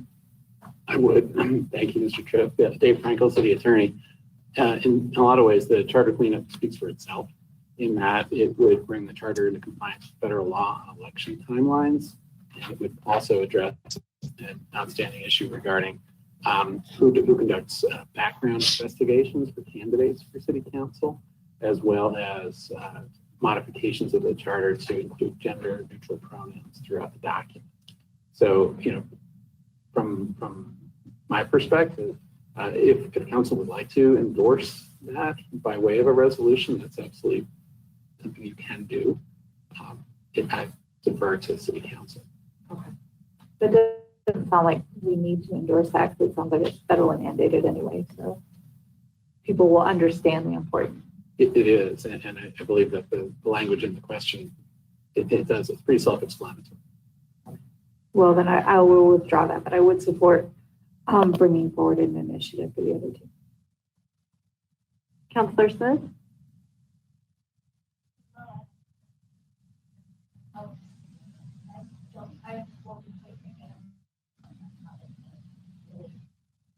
Okay. Mayor Pro Tem? I don't know that I can say yes or no right now. I'm kind of debating it. In a lot of ways, I feel like the residents should just get their say, and we each get to do the same thing. But I don't want to say yes or no right now. I want to think about it a little bit. Councillor Seymour? I would be in favor of having a resolution brought forward to us. Especially on these two items. Go back to the biannual survey of what our residents want. They want safety, they want open spaces and parks. And I think we as a council would have an opportunity to look at that language and either support or not support it. But I'd like to see it in front of us. And just a procedural question, since it is a resolution from council, it only requires one vote. Is that correct? That's correct. Okay, so it's one reading. Quick, easy, and ready to go, and ballots hit on the 5th or something. Okay. Councillor Volz? Yeah, thank you, Madam Mayor. I agree, absolutely. I would support a resolution on vote. And Mayor Pro Tem? Thank you, Mayor. Councilor Seymour makes a convincing argument, so I'll go ahead and go with the group. Councillor Smith?